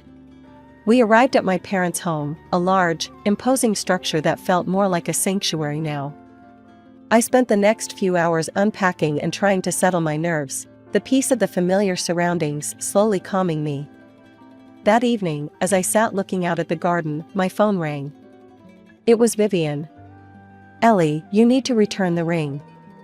It's a family heirloom, not a parting gift. I held the phone away for a moment, taking a deep breath before responding. Vivian, that ring was given to me as a wedding gift. If you want it, come and get it yourself. The morning light was just beginning to spill over the horizon when I saw them from the upstairs window. Jack and his mother, Vivian, stood at the gate, staring up at the house as if they had stumbled into a fairy tale. Their expressions of disbelief were almost comical. I watched from behind the curtain, a smirk playing on my lips. They looked so out of place against the backdrop of the large, meticulously landscaped front yard, their confusion palpable. Finally, I turned away from the window, hearing the sounds of my parents downstairs. I joined them, and we shared a knowing look before stepping outside. My parents were calm and collected as they walked past Jack and Vivian without a word, heading straight for the garage. They pretended not to notice the bewildered stares from my estranged husband and his mother. As the garage doors swung open, revealing the sleek lines of 3 high-end cars, I could hear the sharp intake of breath from Jack. My father chose a gleaming black sedan, and we all climbed in. Just as we were about to pull out onto the driveway, Jack found his voice. Ellie, what is all this? This house, these cars? I stepped out of the car, walking over to them with a calm I hadn't felt in months. This is my family home, Jack. My father owns a glass factory and several commercial properties. This is where I grew up. Vivian's face contorted with confusion and disbelief. But your father, he was wearing work clothes, his hands were dirty. I couldn't help but smile at her naivete. Yes, Vivian. He was launching a new product line. It's a tradition in his company to get involved, hands-on. It doesn't mean he's not successful or wealthy. They stood there, stunned, unable to reconcile the image of the hard-working man they'd seen with the opulence around them. At that moment, a group of our neighbors approached, their faces bright with smiles. Good morning, Mr. Thompson. We heard about your latest charity event. It's wonderful what you're doing. You've got our support in the mayoral elections, you know," one of them called out cheerfully. My parents nodded and thanked them. Jack's face was a mixture of awe and regret, his eyes darting between his mother and me. Vivian looked like she had swallowed something bitter, her earlier arrogance washed away by the undeniable reality in front of her. I turned back to the car, giving Jack and his mother one last look. "Well, I guess you see things a little differently now," I said, not unkindly.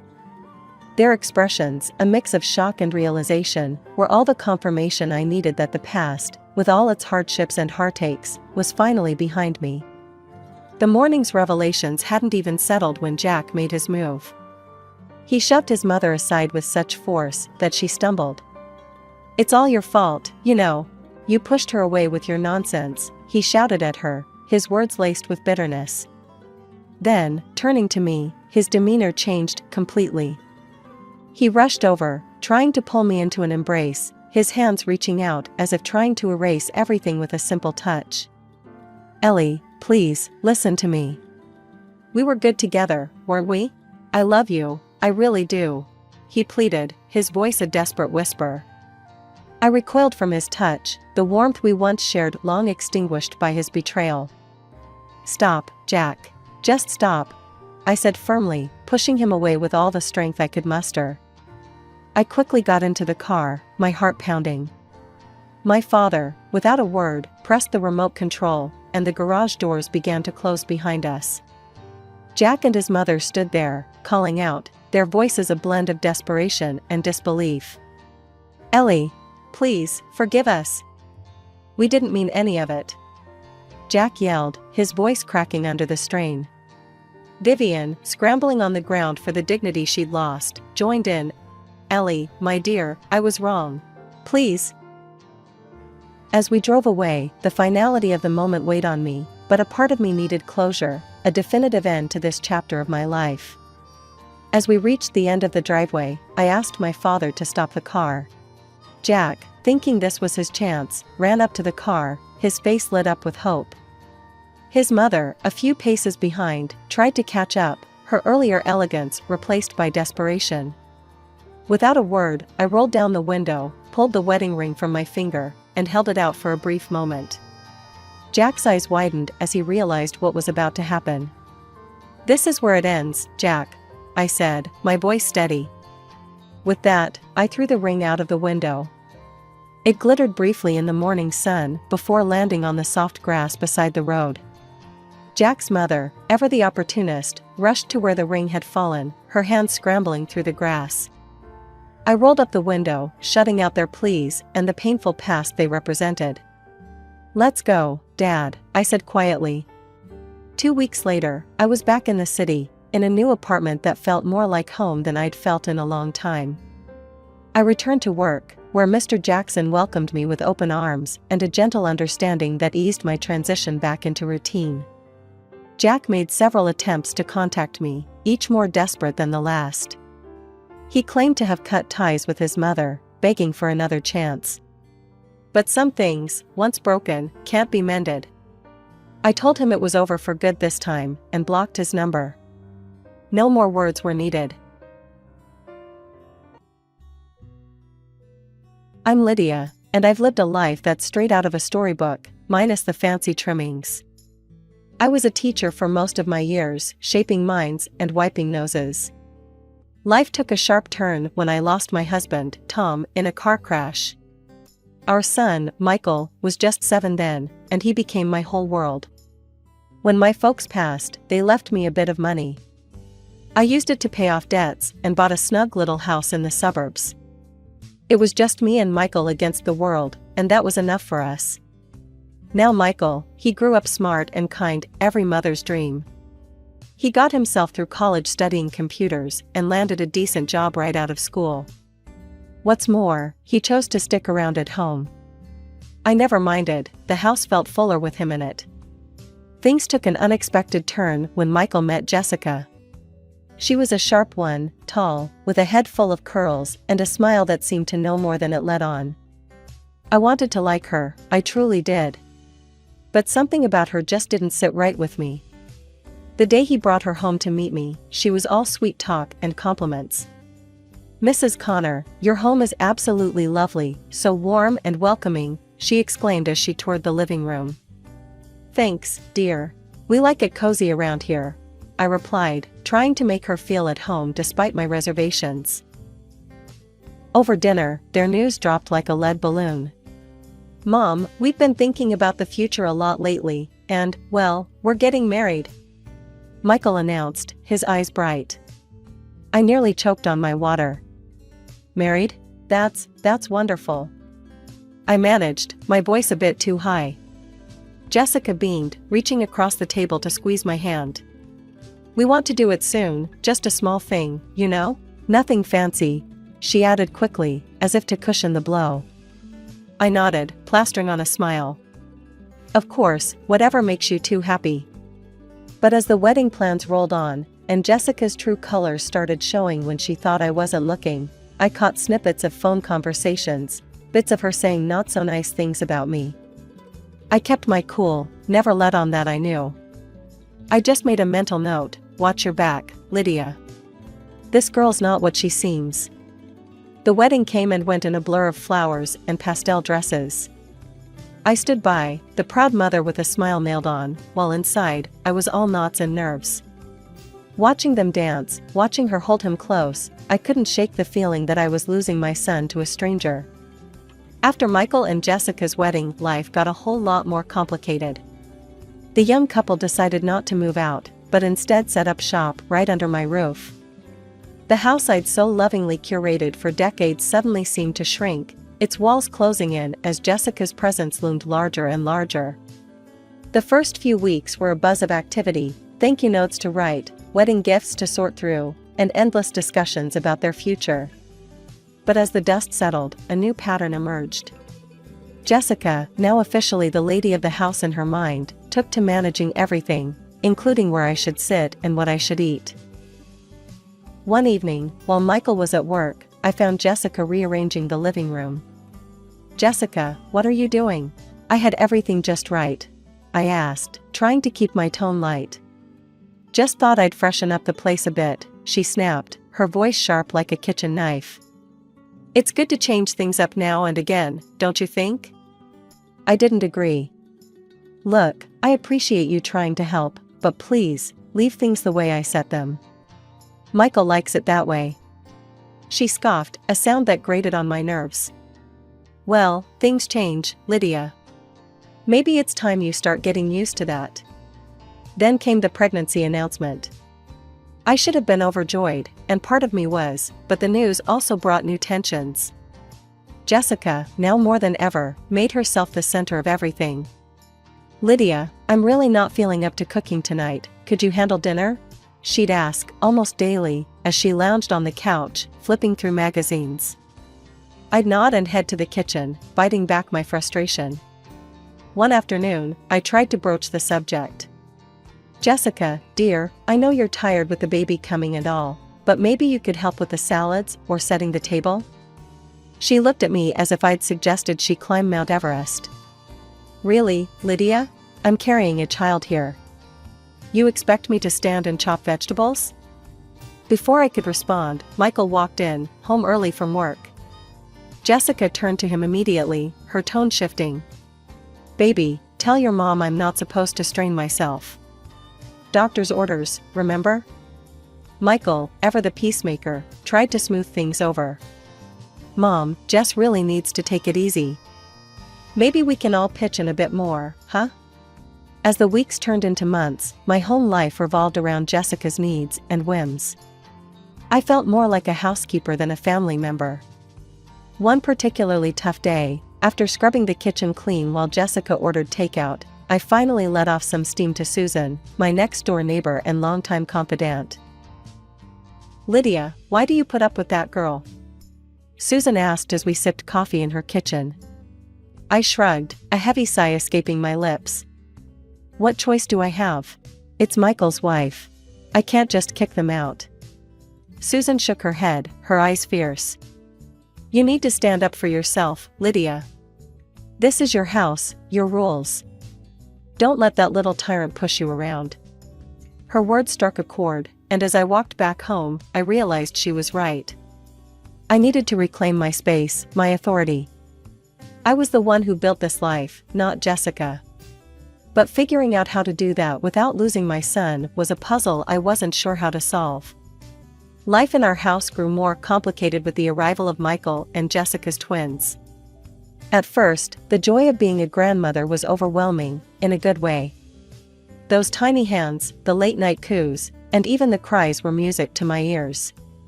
But as the twins grew, so did the demands on my time and energy. Days blurred into nights as I juggled childcare with my job and household chores. Jessica, meanwhile, seemed to take her role as the mother a bit too leisurely, preferring to spend her days lounging or shopping. Cooking was a foreign concept to her, and I found myself handling every meal, on top of cleaning up after everyone. One exhausting evening, I was knee-deep in laundry when Michael came home. Spotting him in the hallway, I couldn't hold back any longer. "Michael, we need to talk," I started, the fatigue evident in my voice. He looked concerned but wary. "What's wrong, Mom?" It's all too much. I love those babies, but I'm not as young as I used to be. I thought Jessica would take on more by now."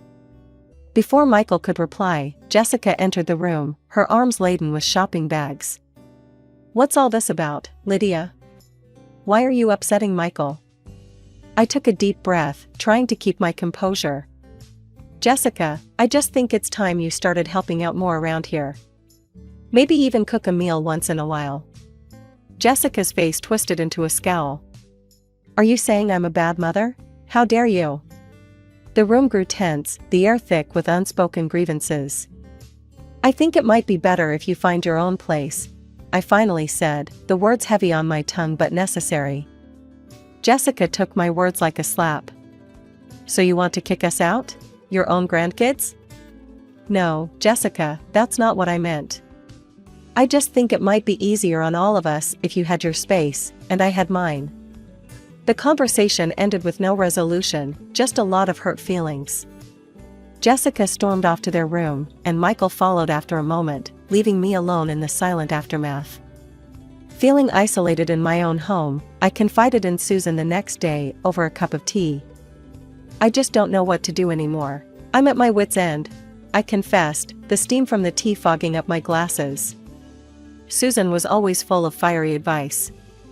"Lydia, you've got to put your foot down. It's your house, your rules.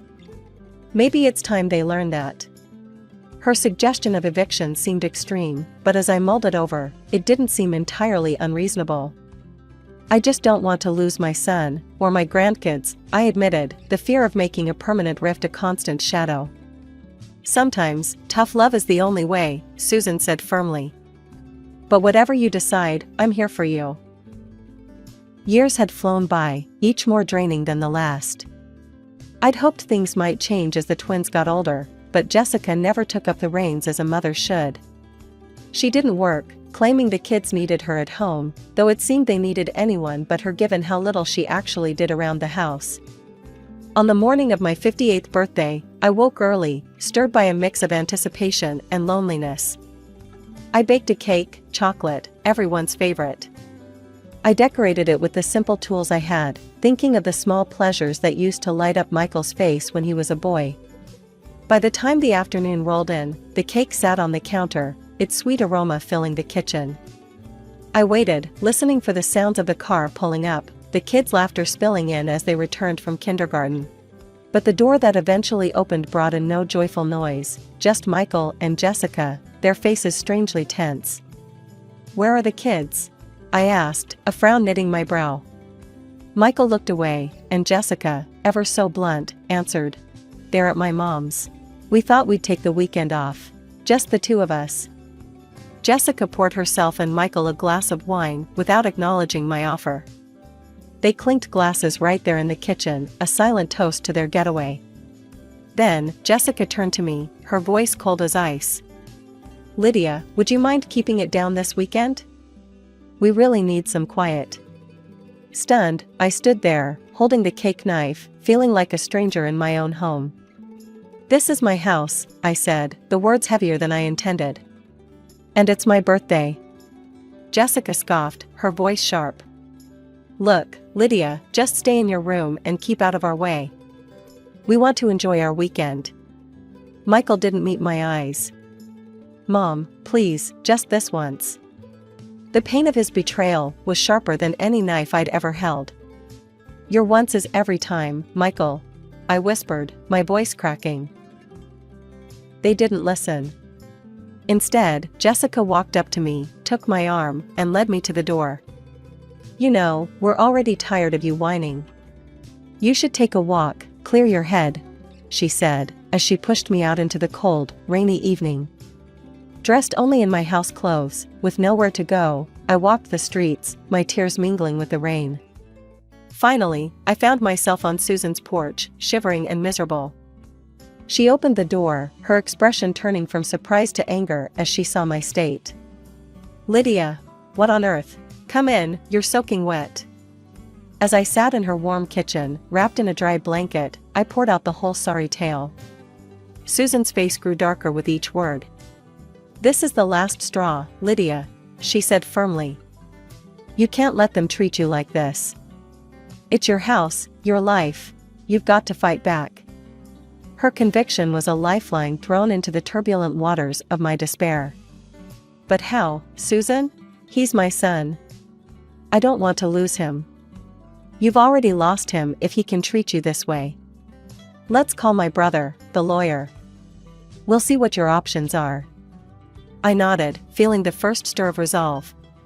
Susan made the call, and her brother agreed to meet me the next day.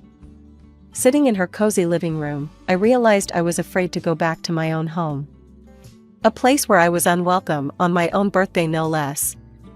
I trudged back home late that night, heart heavy and clothes still damp. The house was silent, the only sign of life being the clutter of dirty dishes and half-empty wine glasses scattered around the living room. I didn't bother cleaning up, I was too spent, both emotionally and physically. Instead, I went straight to my room, locking the door behind me. As dawn broke, I lay in bed, the events of the previous day replaying in my mind. I quietly got up, gathered my essentials, phone, house documents, and a bit of courage tucked into my purse, and slipped out to meet Susan's brother, the lawyer. The morning was crisp, and as I walked to the lawyer's office, the cool air felt like a balm. Susan's brother greeted me warmly, his office a stark contrast to the chaos of my home. Lydia, let's sit down and talk this through, he said, gesturing to a chair across from his desk. I took a deep breath, and as I told him everything, his expression grew serious. It sounds like you've been through quite an ordeal. You have rights, especially in your own home. What can I do? I don't want to live like this anymore, I confessed, feeling a mix of hope and fear. Well, we could start by looking into Jessica's past. There might be something there. And, if you're serious about this, we can file for an eviction notice. It's your house, after all, he advised, his tone professional yet empathetic. The thought of evicting my own son and his family was heart-wrenching, but the lawyer's words rang true. It was indeed my house, and I deserved peace. I'll do it. It's time I stood up for myself, I declared, the decision firming up with every word spoken aloud. The lawyer nodded, drafting the documents as we spoke. He moved quickly, and before long, he had filed a petition in court to evict Michael and Jessica. The court process was brisk, and to my relief and simultaneous heartbreak, the judge sided with me. My claim was justified, I was granted the eviction. The day they moved out was one of the most painful days of my life. Jessica was livid, hurling curses and threats as she packed. You'll regret this, Lydia. You've not seen the last of me, she spat, her eyes wild with fury. Michael, my own son, wouldn't even look at me. His parting words cut deeper than any knife. You've crossed all boundaries, Mom. I never thought you'd actually go through with this. The weeks after Michael and Jessica moved out were quiet. The kind of quiet that lets you think too much, wonder too much. But then, one ordinary Tuesday, a phone call shattered that silence and sent ripples through the rest of my life. The caller was the private detective I had hired at my lawyer's suggestion. I remember fumbling with the phone, my hands shaking slightly as I answered. Mrs. Connor, I found something you need to see. The detective's voice was grave, urgent. What is it? What did you find? I asked, my heart pounding. I think you better sit down for this, he replied. I perched on the edge of my armchair, clutching the phone tighter. I'm listening. The investigation into Jessica's past turned up more than we bargained for. She was not only a known fraud but is also suspected in the death of her first husband. The police couldn't prove anything at the time and she walked free. My breath caught in my throat. And? There's more. She had a child with her first husband, a boy. She abandoned him right after her husband's death. And regarding her husband's fatal car accident, we found new evidence. It appears she might have been directly involved. I felt a chill run down my spine. What kind of involvement? She tampered with his car. We tracked down the mechanic who worked on the brakes. He's been carrying this guilt for years and now he's ready to confess. He claims Jessica paid him to tamper with the brakes. I sat stunned, unable to speak for a long moment. This is monstrous. My son and grandchildren. I need to go to the police. They need to know all this. That's the right step, Mrs. Connor. I'll send over all the evidence we've collected. Hanging up, I felt a storm brewing inside me. With the dossier of evidence in hand, I went straight to the police station. The officers were initially skeptical, but as they sifted through the documents and listened to my account, their skepticism turned to concern. We'll need to take immediate action based on this new evidence, one of the detectives said, his expression grim. Days later, I watched, heart in mouth, as the police arrested Jessica. The scene played out on the evening news, cameras flashing as she was led away in handcuffs. Her face was a mask of fury and disbelief. Back home, Susan sat beside me, her hand gripping mine. You did the right thing, Lydia. It had to be done. On the screen, reporters buzzed around the police, speculating, questioning. I felt a mix of relief and sorrow, relief that the truth was out, sorrow for what it meant for my son. Michael, poor Michael. He had been duped, dragged into a nightmare, by a woman he loved. How could she have hidden all this? How could I not have seen? I murmured, more to myself than to Susan. Sometimes, we see only what we want to, Susan replied softly. But you've possibly saved more lives, Lydia. Remember that. After Jessica's arrest, Michael took on the full responsibility of caring for the twins. He was drowning in legal fees, desperate to prove Jessica's innocence. It wasn't long before he came knocking on my door, the son I'd raised alone, now a weary, desperate man. He looked exhausted, eyes hollow, when he asked, "Mom, I need to borrow some money for Jessica's bail. The lawyers are bleeding me dry, but I can't let her rot in jail." My heart ached seeing him like this, but the sting of his recent harshness was still fresh. "Michael, I can't. After everything that's come out. I just can't support that." His face hardened, the hurt in his eyes turning to anger. "You never liked her. Now you see your chance and you just let her suffer, huh? What kind of mother are you?" "Michael, you don't understand. I'm doing this to protect you, to protect the kids," I pleaded, my voice trembling with emotion. "Protect us? By tearing us apart?" He scoffed bitterly, shaking his head. "You've ruined everything, Mom. You think you're helping, but you're just making it all worse." With that, he stormed off, curses muttered under his breath echoing around the silent house. The situation took a darker turn when one of Jessica's old friends turned up at the police station, her face pale, her hands trembling. The detectives called me in when she started talking.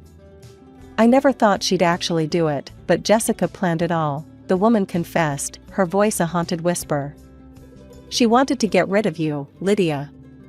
She talked about making it look like an accident, pushing you down the stairs when you were alone." My blood ran cold. The room spun slightly as her words sunk in. She wanted to kill me? Yes, and not just you. After you were gone, she planned to do the same to Michael. She wanted everything, the house, the money, everything you both owned. The detectives assured me they were taking it seriously, but the revelation shook me to my core. As I left the station, the world seemed a different place, darker, more dangerous. Back home, Susan was waiting, her expression grim. I heard what happened. That woman is a monster, Lydia. You know that now, right? I do, but Michael doesn't. He still thinks I'm the enemy. I sighed, the weight of my son's estrangement heavy on my heart. Give him time. He's got to see the truth for himself. And he will. He has to, Susan said firmly, squeezing my hand in solidarity. As I lay in bed that night, the silence of the house was no longer comforting, but a reminder of the family I once had. The betrayal, the danger I had unknowingly lived with. I shuddered at the thought of what might have happened if I hadn't acted, if I had let my doubts and Michael's displeasure sway my resolve. When Michael finally saw the horrific truth, he halted all legal support and refused to post bail for her. He filed for divorce and moved to strip Jessica of her parental rights. One rainy afternoon, not long after these events, Michael came to my door. His eyes were weary, his shoulders slumped, an image of defeat and remorse. "Mom, can I come in?" His voice was low, hesitant. I nodded, stepping aside to let him into the house. It felt strange having him there, in the space that had been a battleground for so long. "Mom, I'm here to apologize. For everything. I was blinded, and I didn't listen to you. I'm so sorry." I listened, the words I had longed to hear now stirring a tumult of emotions within me. "Michael, you believed in her, protected her, even when she was destroying our family. How do you think that felt for me? I know it was wrong. I can't even begin to understand how much I hurt you," he replied, his voice cracking with the burden of his guilt. "And the children?" I pressed, needing to know they were safe. "They're with me now. They're safe, I promise. Jessica, she won't be able to hurt them anymore," he assured me, determination stealing his features. I nodded, the information settling some of my fears. "And what do you want from me, Michael?" He swallowed hard, looking down at his hands before meeting my gaze again. I hope that we can start to rebuild. I miss you, Mom. And the kids miss their grandma." I took a moment, the decision heavy on my heart. I want to see the grandchildren. They shouldn't suffer because of all this. But you, Michael. I'm not sure I can forgive you. In the days that followed, I spent more time with my grandchildren, cherishing their laughter and the joy they brought to the quiet house. Their innocence was a balm to my worn soul, and I was determined to raise them differently, to instill values that perhaps I had failed to fully instill in Michael.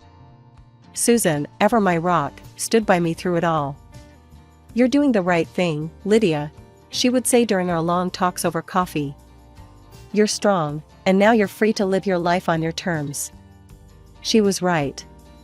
I had learned a hard lesson about the dangers of losing oneself in the care of others, of ignoring one's own needs and rights.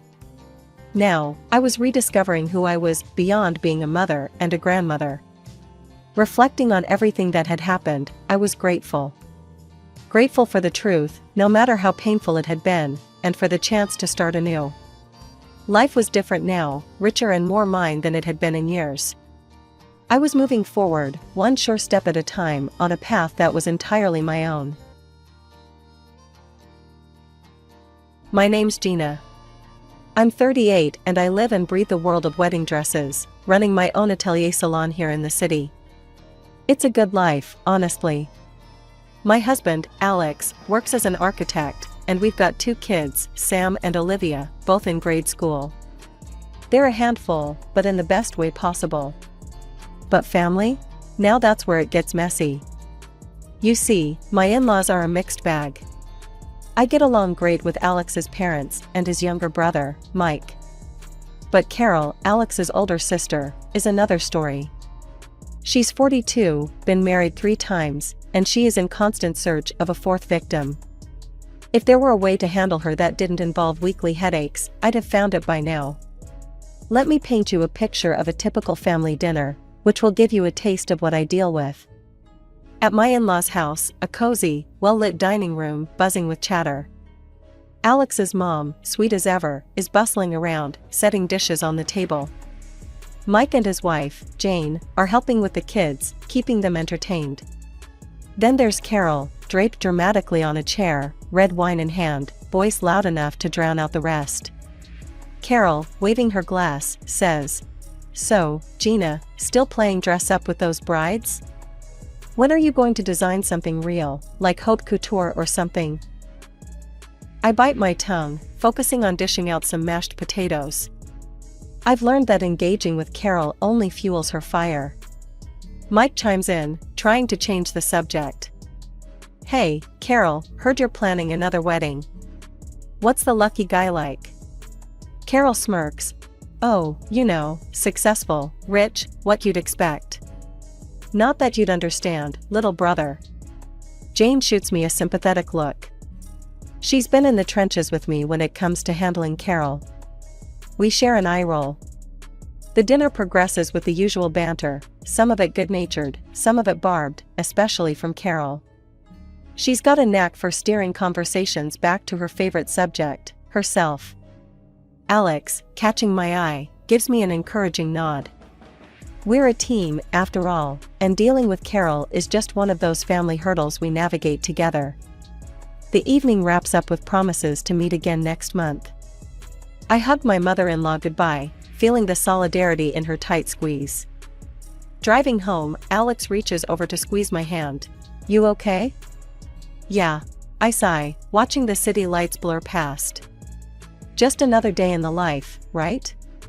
"Right," Alex agrees, a smile in his voice. "But hey, we've got each other, and that's what counts." And he's right.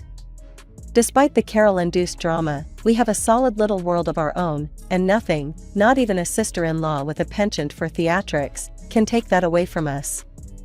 One typical Thursday morning found me knee-deep in tulle and satin, sketching out a new design that had popped into my head overnight. The atelier was quiet, save for the soft hum of the sewing machine from the corner where my assistant, Lisa, was working on a rush order. That's when my phone buzzed, a call from Jane, my brother-in-law Mike's wife. "Hey Gina, guess what? You will not believe what I just heard." Jane's voice crackled with mischief over the phone. I leaned back in my chair, ready for a bit of gossip to break up the morning monotony. "Hit me. What's the latest?" "So, Carol's getting married again. Fourth time's the charm, right?" Jane laughed, and I couldn't help but chuckle along. "Seriously? Again? What is it this time? Did she find another millionaire looking for a trophy wife?" I asked, half joking. "Bingo, some real estate mogul from out of town. She's planning the wedding of the century. Again. You're probably going to get the SOS for a dress soon, so brace yourself," Jane warned. I sighed, picturing the impending headache. "Well, thanks for the heads up. I guess I should start stocking up on aspirin and patience." Just then, Lisa piped up from her sewing station, having overheard parts of the conversation. Not Carol again. Her last dress was a nightmare to adjust. Remember how she kept changing her mind about the lace? "Yeah, I remember," I replied, rubbing my temples just thinking about it. "Well, let's just hope she finds another designer this time around." But fate, and Carol, had other plans. No sooner had I hung up with Jane than the front bell of the atelier tinkled, announcing a visitor. Speak of the devil, and she shall appear. Carol, draped in a designer scarf and oversized sunglasses, strutted into my shop like she owned the place. Her mother, Helen, followed behind, her expression apologetic. "Gina, darling, I need your magic hands again. We have a wedding to plan," Carol announced loudly, removing her sunglasses and looking around the atelier with barely concealed disdain. I forced a smile, masking my reluctance. "Carol, congratulations on the engagement. But are you sure you want to go through the dressmaking process with me again? It was quite a ride last time." "Oh, come on, Who else in this town can handle my exquisite taste? Plus, you owe me a favor for not completely ruining the last dress," Carol quipped, her laugh sharp and short. Helen gave me a pleading look. "Gina, dear, I know Carol can be a bit much, but we would really appreciate your help. You know, family." "Yeah, family," I echoed, the word tasting sour in my mouth. "Alright, Carol. Let's see what we can do. But this time, we're doing things my way. Agreed?" Carol pursed her lips, clearly not pleased with the conditions, but nodded anyway. "Fine, but I have specific ideas this time. It needs to be spectacular. More spectacular than the last 3. As they left, I turned to Lisa, who was smirking. "What did I do to deserve this?" Lisa shrugged, her eyes twinkling with sympathy. "Who knows? But hey, if anyone can handle Carol's craziness, it's you." The rest of the day passed in a blur of fabric and sketches, but Carol's impending 4th wedding, and the gown that would surely be a thorn in my side, loomed large in my thoughts. The following week, true to her word, Carol stormed into my atelier with a thick folder under her arm and a fiery determination in her eyes. Her mom, Helen, tagged along, her smile tight, like she was bracing herself for the hurricane that was her daughter. "Alright, Gina, I've been all over Pinterest and Instagram. I know exactly what I want this time. It's going to be bold, beautiful, and a bit scandalous," Carol declared, slamming the folder onto my work table and flipping it open to reveal a collection of the most over-the-top wedding dress designs I'd ever seen. I took a deep breath, skimming through her pics. "Carol, these designs, they're quite youthful. Are you sure this is the route you want to go down? What's that supposed to mean, Gina? You think I can't pull off these styles? Is that it?" Carol snapped, her voice sharp. No, it's not that. It's just that these are very revealing. Maybe we could adapt some elements to make it more you," I suggested, trying to keep the peace and steer her towards something more flattering. Carol waved off my concerns. "I know what I want, Gina. And I want this. A dress that'll make everyone's jaw drop. So, can you do it or what?" Resigned, I nodded, pulling out my sketch pad. "Okay, let's fine-tune the ideas a bit. How about we start with the silhouette? Something that complements your figure?" As I started sketching, Carol peered over my shoulder, her critique as subtle as a sledgehammer. No, that's too modest. I want it low-cut, and maybe some high slits. Think sexy, Gina, think wow. And don't forget, I want it white, pure white." I paused, pencil midair. "White, again? Carol, you've worn white at your last 3 weddings. Maybe we could try something new? Like a soft peach or even a bold red?" Carol slammed her hand down on the table. "White, Gina. I'm not some second-rate bride. I want white, the whitest white you've got.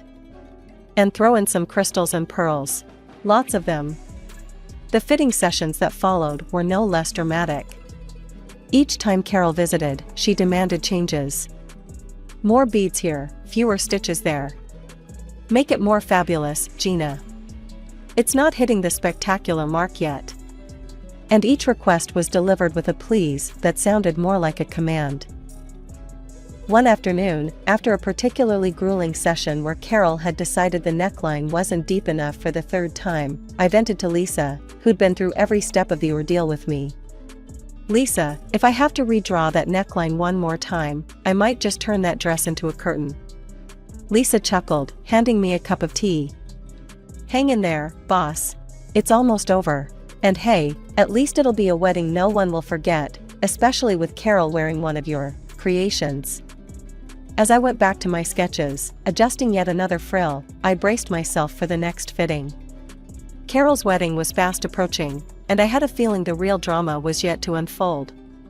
Today was crucial. I had finally completed the cost breakdown for her elaborate wedding dress, and it was time to discuss the numbers. Carol swept into the atelier with her usual flair, trailing a scent of expensive perfume that lingered long after she passed by.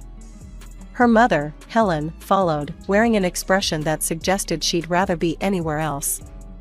Alright, Gina, let's see if you've outdone yourself this time, Carol announced, barely glancing at the sketches and fabric samples laid out for her approval. I took a deep breath and handed her the itemized invoice. Here's the breakdown, Carol. Given the materials and labor, the total comes to $2,500. I've already applied a 30% family discount. Carol's eyes widened as she scanned the document. She slammed it down on the table, causing a spool of thread to roll off and clatter to the floor. Listen, Gina, I'm marrying a top businessman. There will be loads of rich, influential guests at my wedding. Think of this as a prime advertising opportunity for you. You should be paying me for wearing your dress. I stared at her, dumbfounded. Paying you? Carol, I'm already cutting the costs significantly. I can't afford to hand out free dresses, even for family. Helen interjected, trying to smooth things over. Carol, honey, Gina's been more than fair. Let's not. Carol cut her off, her voice rising. No, Mom. This is ridiculous. I'm doing her a favor. She should be grateful. The tension in the room was palpable. I crossed my arms, meeting her glare. Carol, I respect your position, but my business isn't a hobby. I have staff to pay and overheads to meet. I can't give away products for free, exposure or not. Carol's face turned a shade of crimson. Then you can forget it. I'll find someone else who actually values good publicity. As she stormed out, Helen lingered, her eyes apologetic. I'm so sorry, Gina. I'll talk to her. I sighed, feeling a mix of frustration and relief as Helen followed her daughter out. The rest of the day was a blur of minor tasks, my mind replaying the confrontation over and over. I was still reeling when I got home and recounted everything to Alex. Alex was livid. She can't exploit your hard work like that, Gina. It's not fair to you or your employees. Later that evening, just as Alex and I were about to turn in, my phone rang. It was Helen. Her voice was soft, tinged with weariness. Gina, I've been thinking about this afternoon. Carol's being unreasonable, but could we still make it work? Maybe as a wedding gift? It would mean a lot. The request caught me off guard. After a moment's hesitation, I found myself agreeing, despite the day's drama. All right, Helen. I'll do it. The dress will be my gift to Carol. Working on Carol's wedding dress had turned my atelier into a battleground of frills and demands. Each fitting with Carol was more exhausting than the last. My staff, tired of her antics, had taken to timing their breaks to escape her visits. Lisa, my lead assistant, whispered to me as she grabbed her purse, "We're heading out for a bit. Text us when the coast is clear." As they left, Carol rolled her eyes. They're so sensitive. You'd think they'd be used to a little criticism in this business. Trying to keep the peace, I continued pinning the dress, while Carol ranted about the upcoming lavish ceremony. The tension was palpable, and I was mentally counting down the minutes until she would leave. A week before the wedding, my phone buzzed. It was Paula, a close friend and also a friend to Carol. Hey, are you excited about the wedding? I saw the guest list. It's going to be quite the event. I paused, a needle held midair.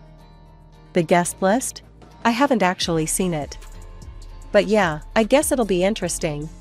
Paula, can you do me a favor and send me the list? Just curious about who's attending. Sure thing, I'll email it to you now, she replied before hanging up.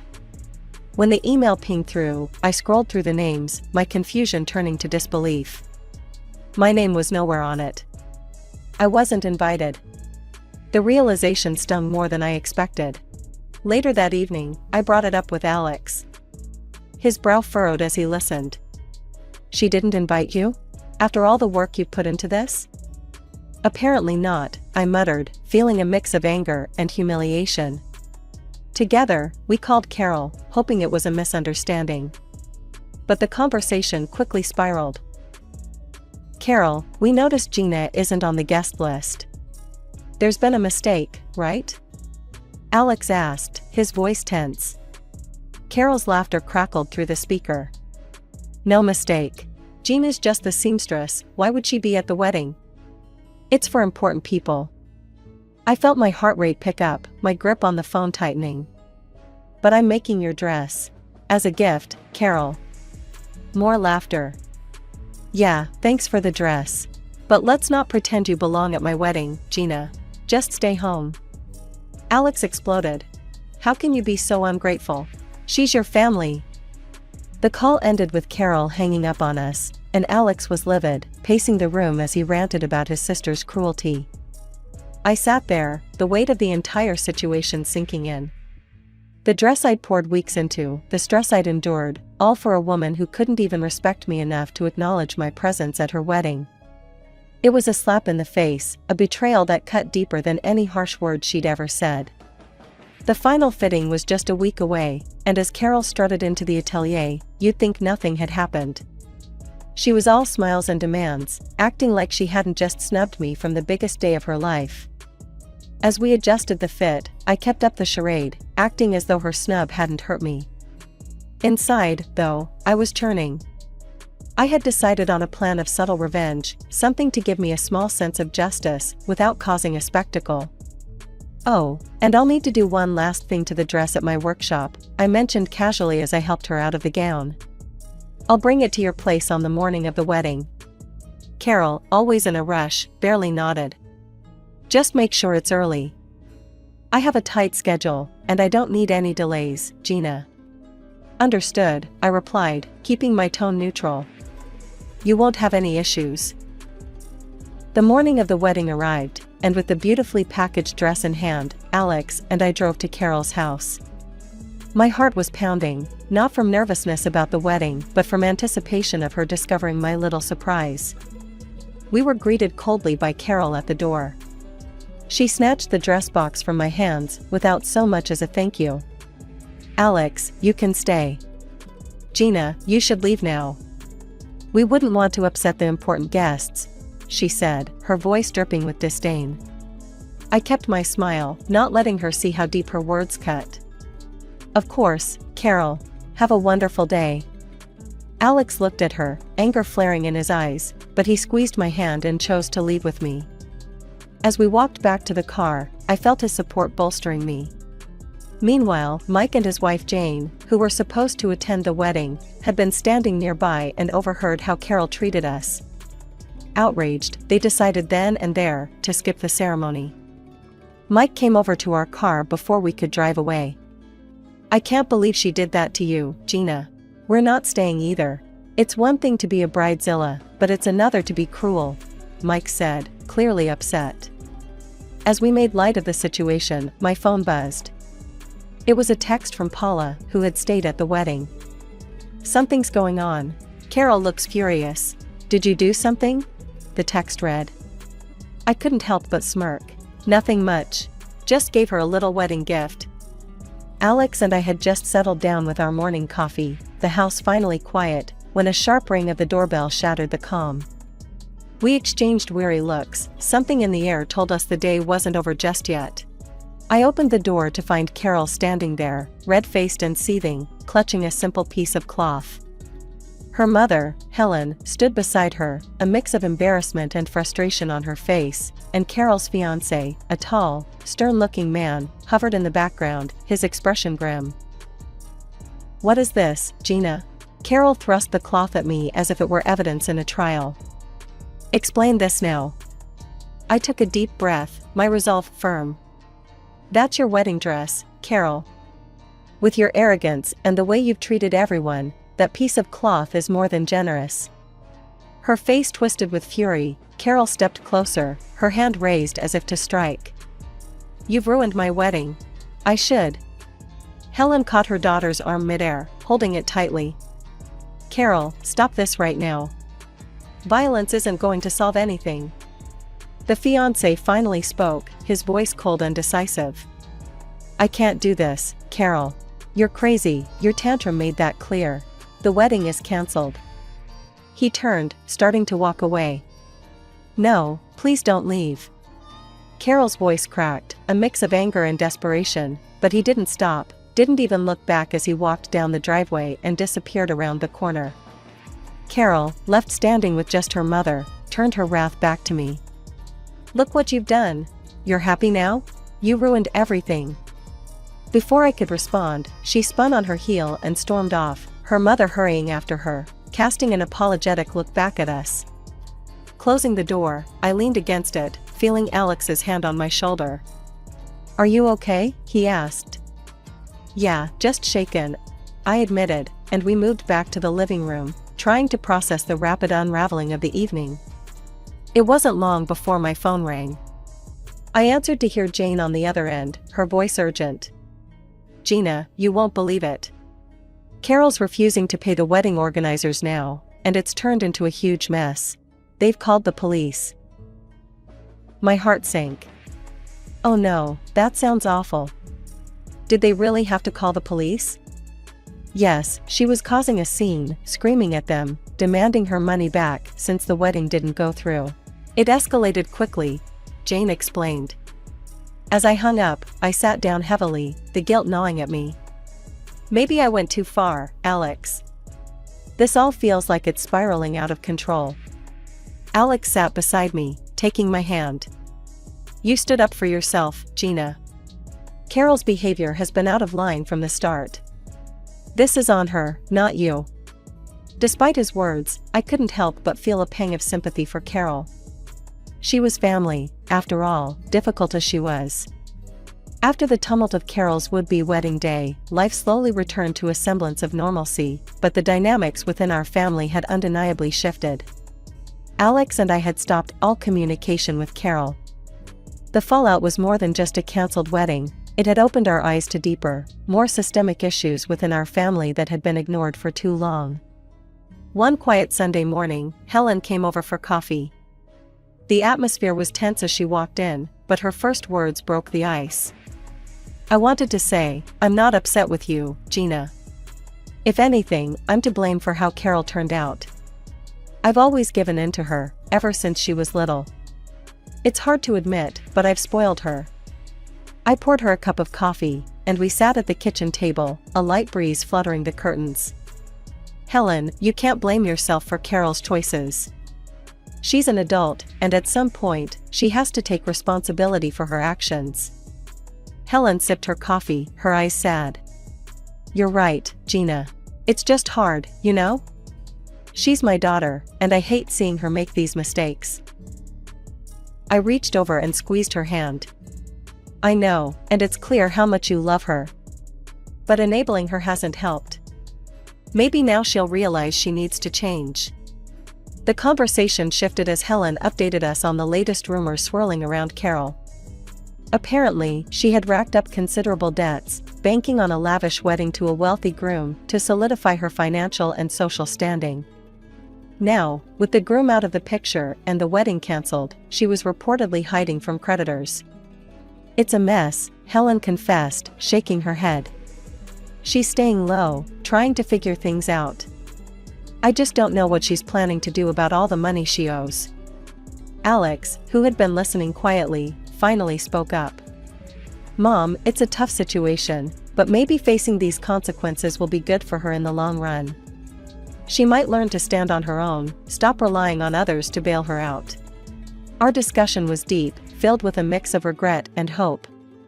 It was clear Helen felt torn between her love for her daughter and her frustration at Carol's actions.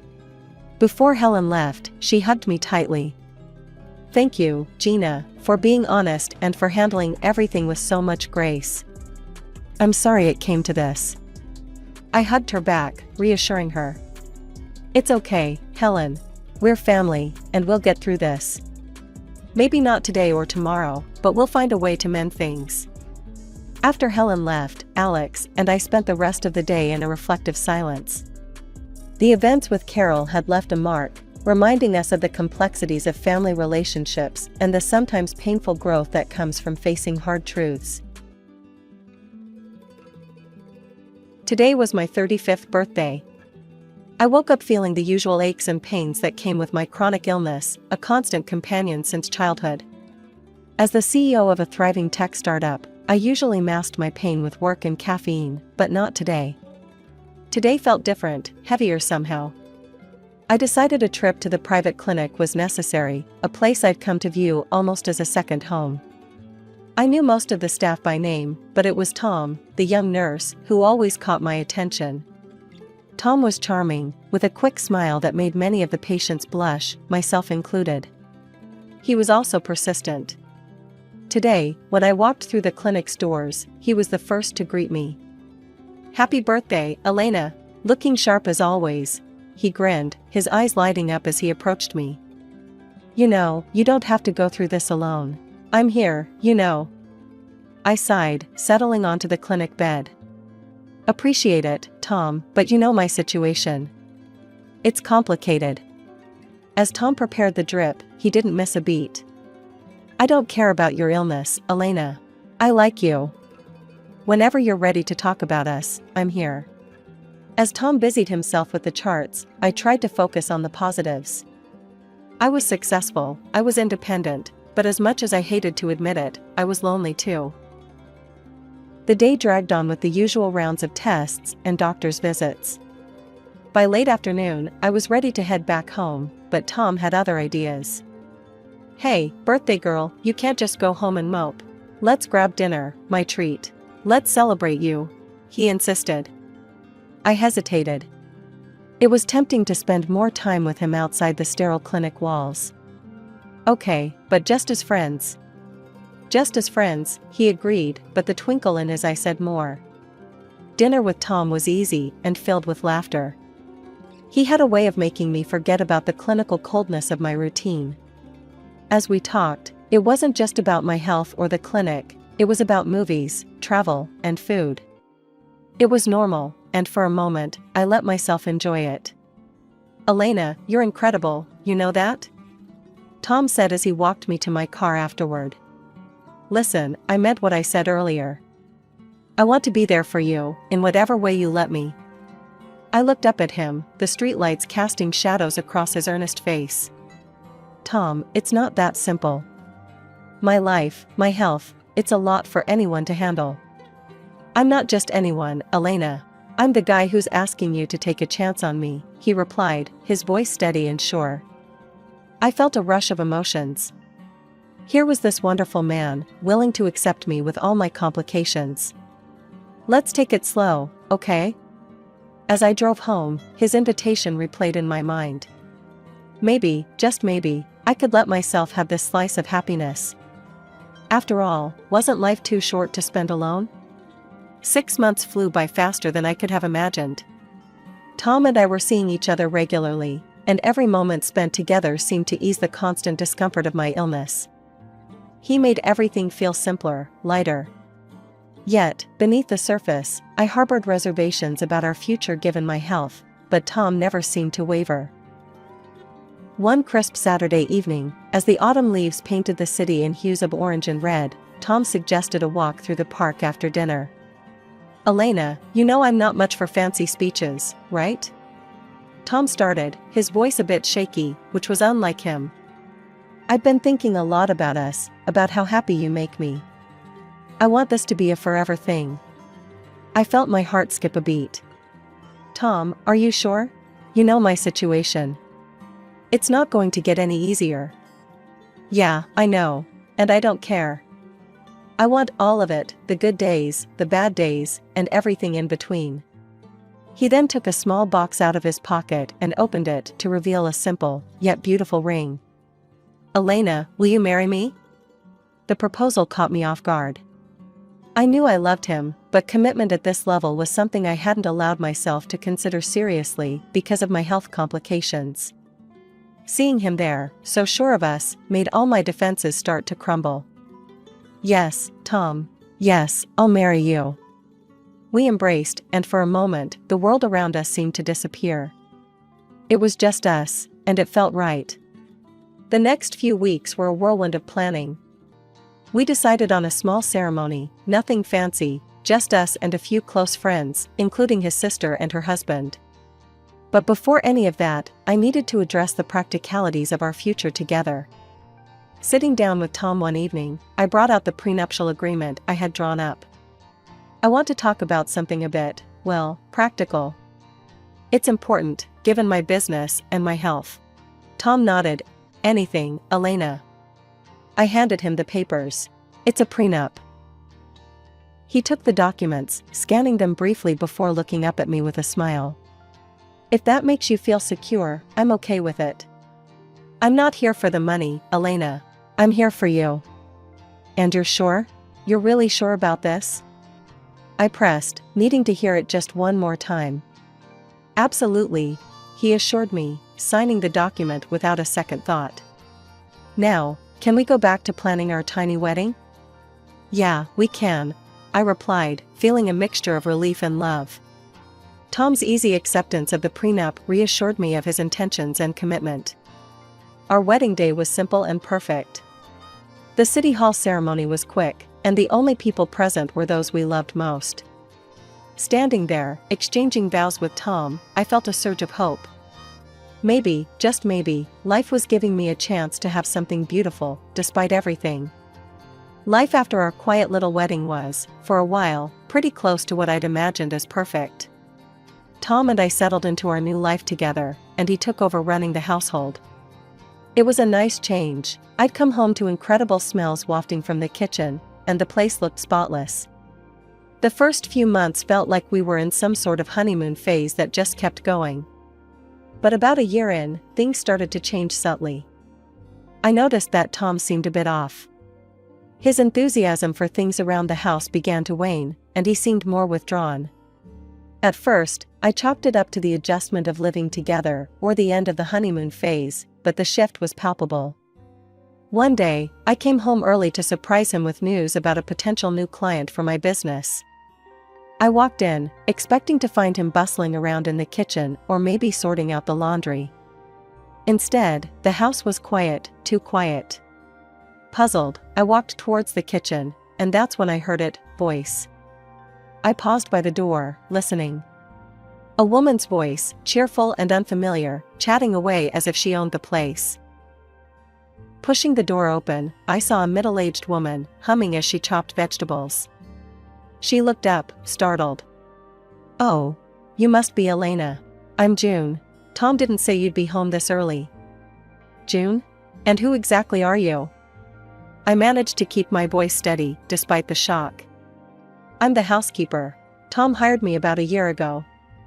I come in a few times a week to clean up and cook. Makes things easier, you know? She smiled, clearly unaware of the bomb she'd just dropped.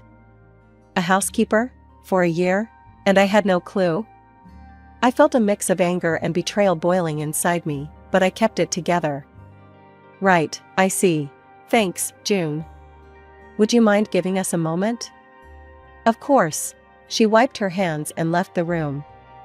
When Tom came home, he found me sitting in the living room, still processing everything. His face fell the moment he saw my expression. Who's June, Tom? I asked bluntly. Tom hesitated, then sighed. She's the housekeeper.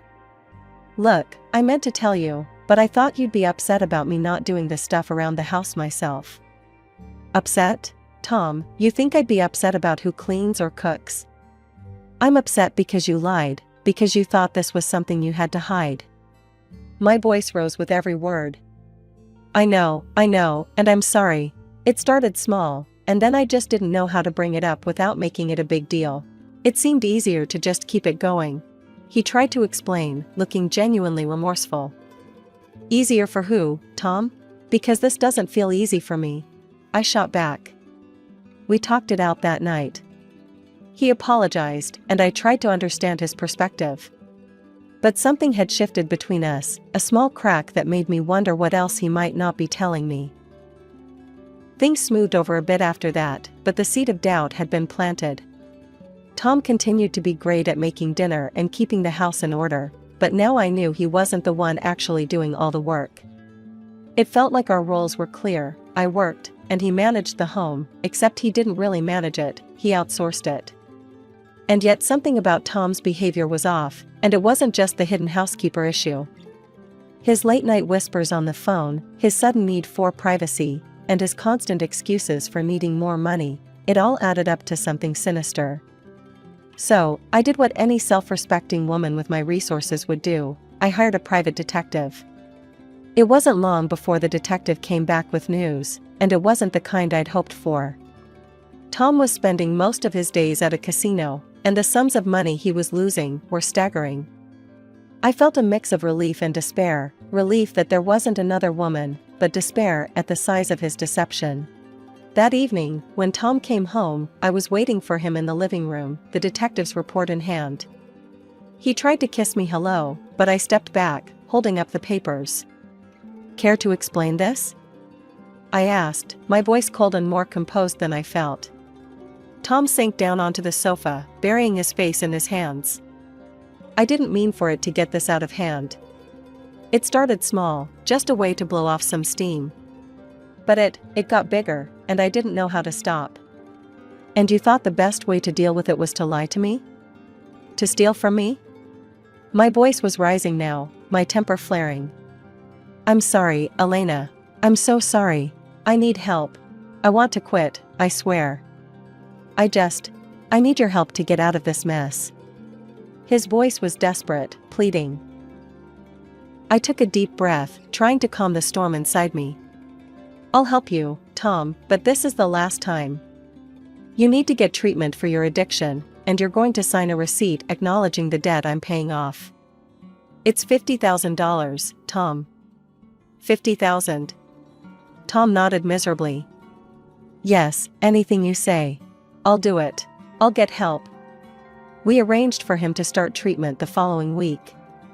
But just when I thought we might be finding our way back to some sort of normalcy, Tom dropped another bombshell. Out of the blue, he said, "Elena, I've been thinking, maybe we should have a baby. It might bring us closer." I stared at him, incredulous. "A baby? Tom, you know I can't. It's not just risky, it could be fatal for me." He quickly tried to backpedal. I know. I just thought, never mind." But the idea didn't go away. It kept coming up, more and more. Even his sister, an obstetrician, called me about it. "You should reconsider, Elena.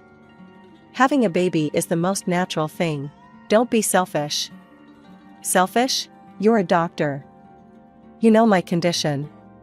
How can you even suggest such a thing?" I was furious. She scoffed and hung up on me. The conversation left me shaken. How could they be so callous, so cruel? Months of tension and unresolved arguments had frayed my nerves, but nothing could have prepared me for the scene I walked into that fateful day. I returned home earlier than usual, my steps quickening with the anticipation of a quiet evening. Instead, I opened the door to chaos, boxes piled up, and Tom's sister, Lisa, and her husband, Mark, arranging their belongings around my living room. "What the hell is going on here?" I demanded, my voice cutting through the noise.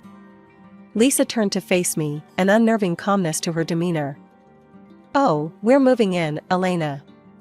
This is Tom's place, and you should really start packing your things." My eyes flicked to Tom, searching for some sign of confusion or disagreement on his face, but there was none. Instead, he met my gaze with a look that chilled me to the bone. "Elena, I can't do this anymore. You've been manipulating and controlling me for years. It's over," Tom declared, his voice cold and distant. I stared at him, dumbfounded. "Manipulating you? Tom, what are you talking about?" "You heard him," Mark chimed in, his voice just as harsh. "He's done being your slave." Tom stepped forward, a stack of papers in hand. "Here are the divorce papers. I'm also filing for compensation for years of emotional abuse and alimony. I need to look after my well-being now." The room spun as I took the papers from his hand. This was a nightmare. I glanced through the documents, each word a betrayal. But rising panic gave way to a steely calm. I let out a laugh, short and devoid of humor. "Well, you're in for a surprise. But go on, think what you want. You'll be hearing from my lawyer." Without another word, I went to our bedroom, packed a suitcase with essentials, and prepared to leave. There was no point in arguing. The man I had married, the man I thought I knew, was gone. I drove away from the apartment and headed toward the elite cottage village where I had a house waiting, a home that was truly mine, bought long before Tom entered my life. As I passed the familiar gates and nodded to the guards, a weight lifted off my shoulders. The house was exactly as I left it, spacious, quiet, and tailored to my needs. It had always been my sanctuary, a place I had prepared for my future, knowing my health might take a turn for the worse. As night fell, I made a few phone calls, informing my closest friends of the situation and reassuring them I was okay. My lawyer was up next, ready to discuss our strategy. Tom and his outrageous claims would not go unchallenged.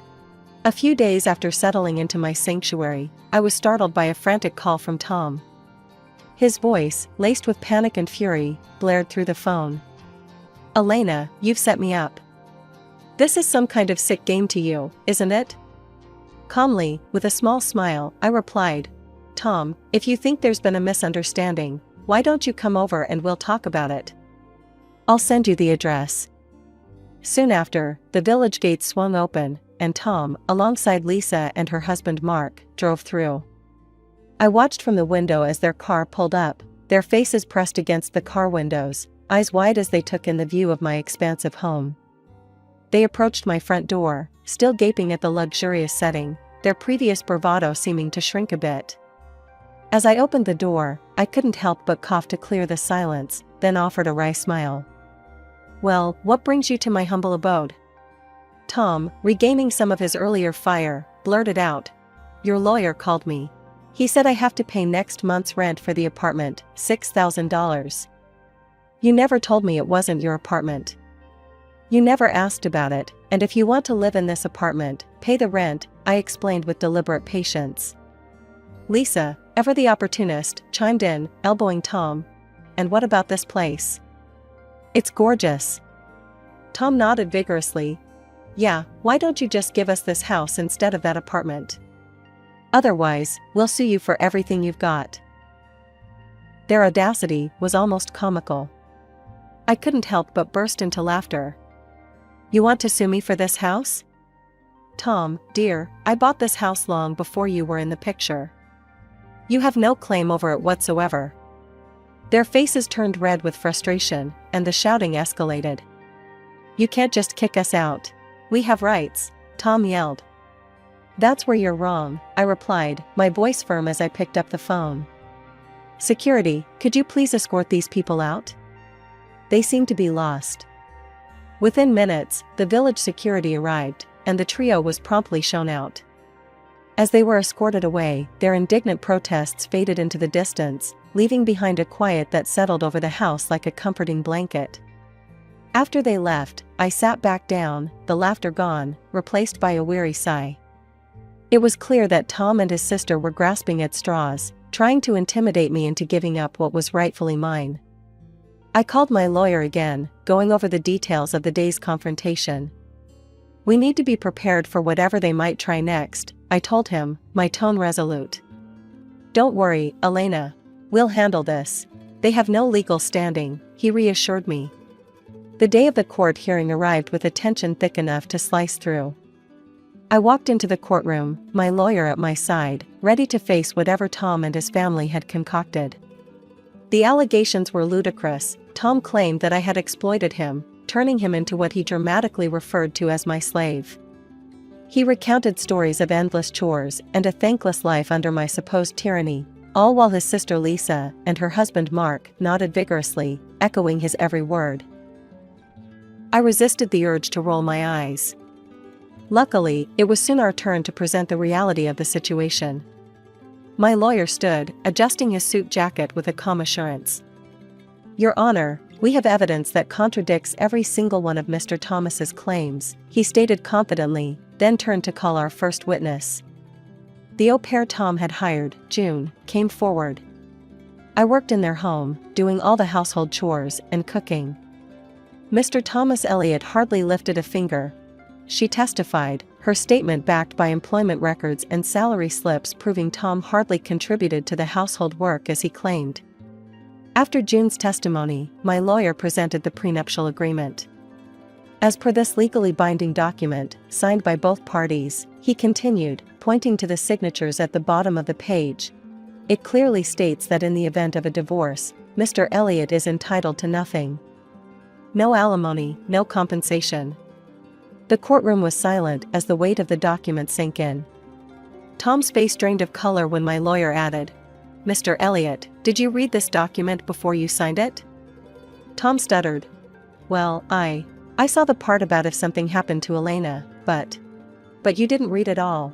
Is that correct?" my lawyer pressed. "Yes, but I didn't think." "You didn't think to read what you were signing," my lawyer cut him off, turning back to the judge.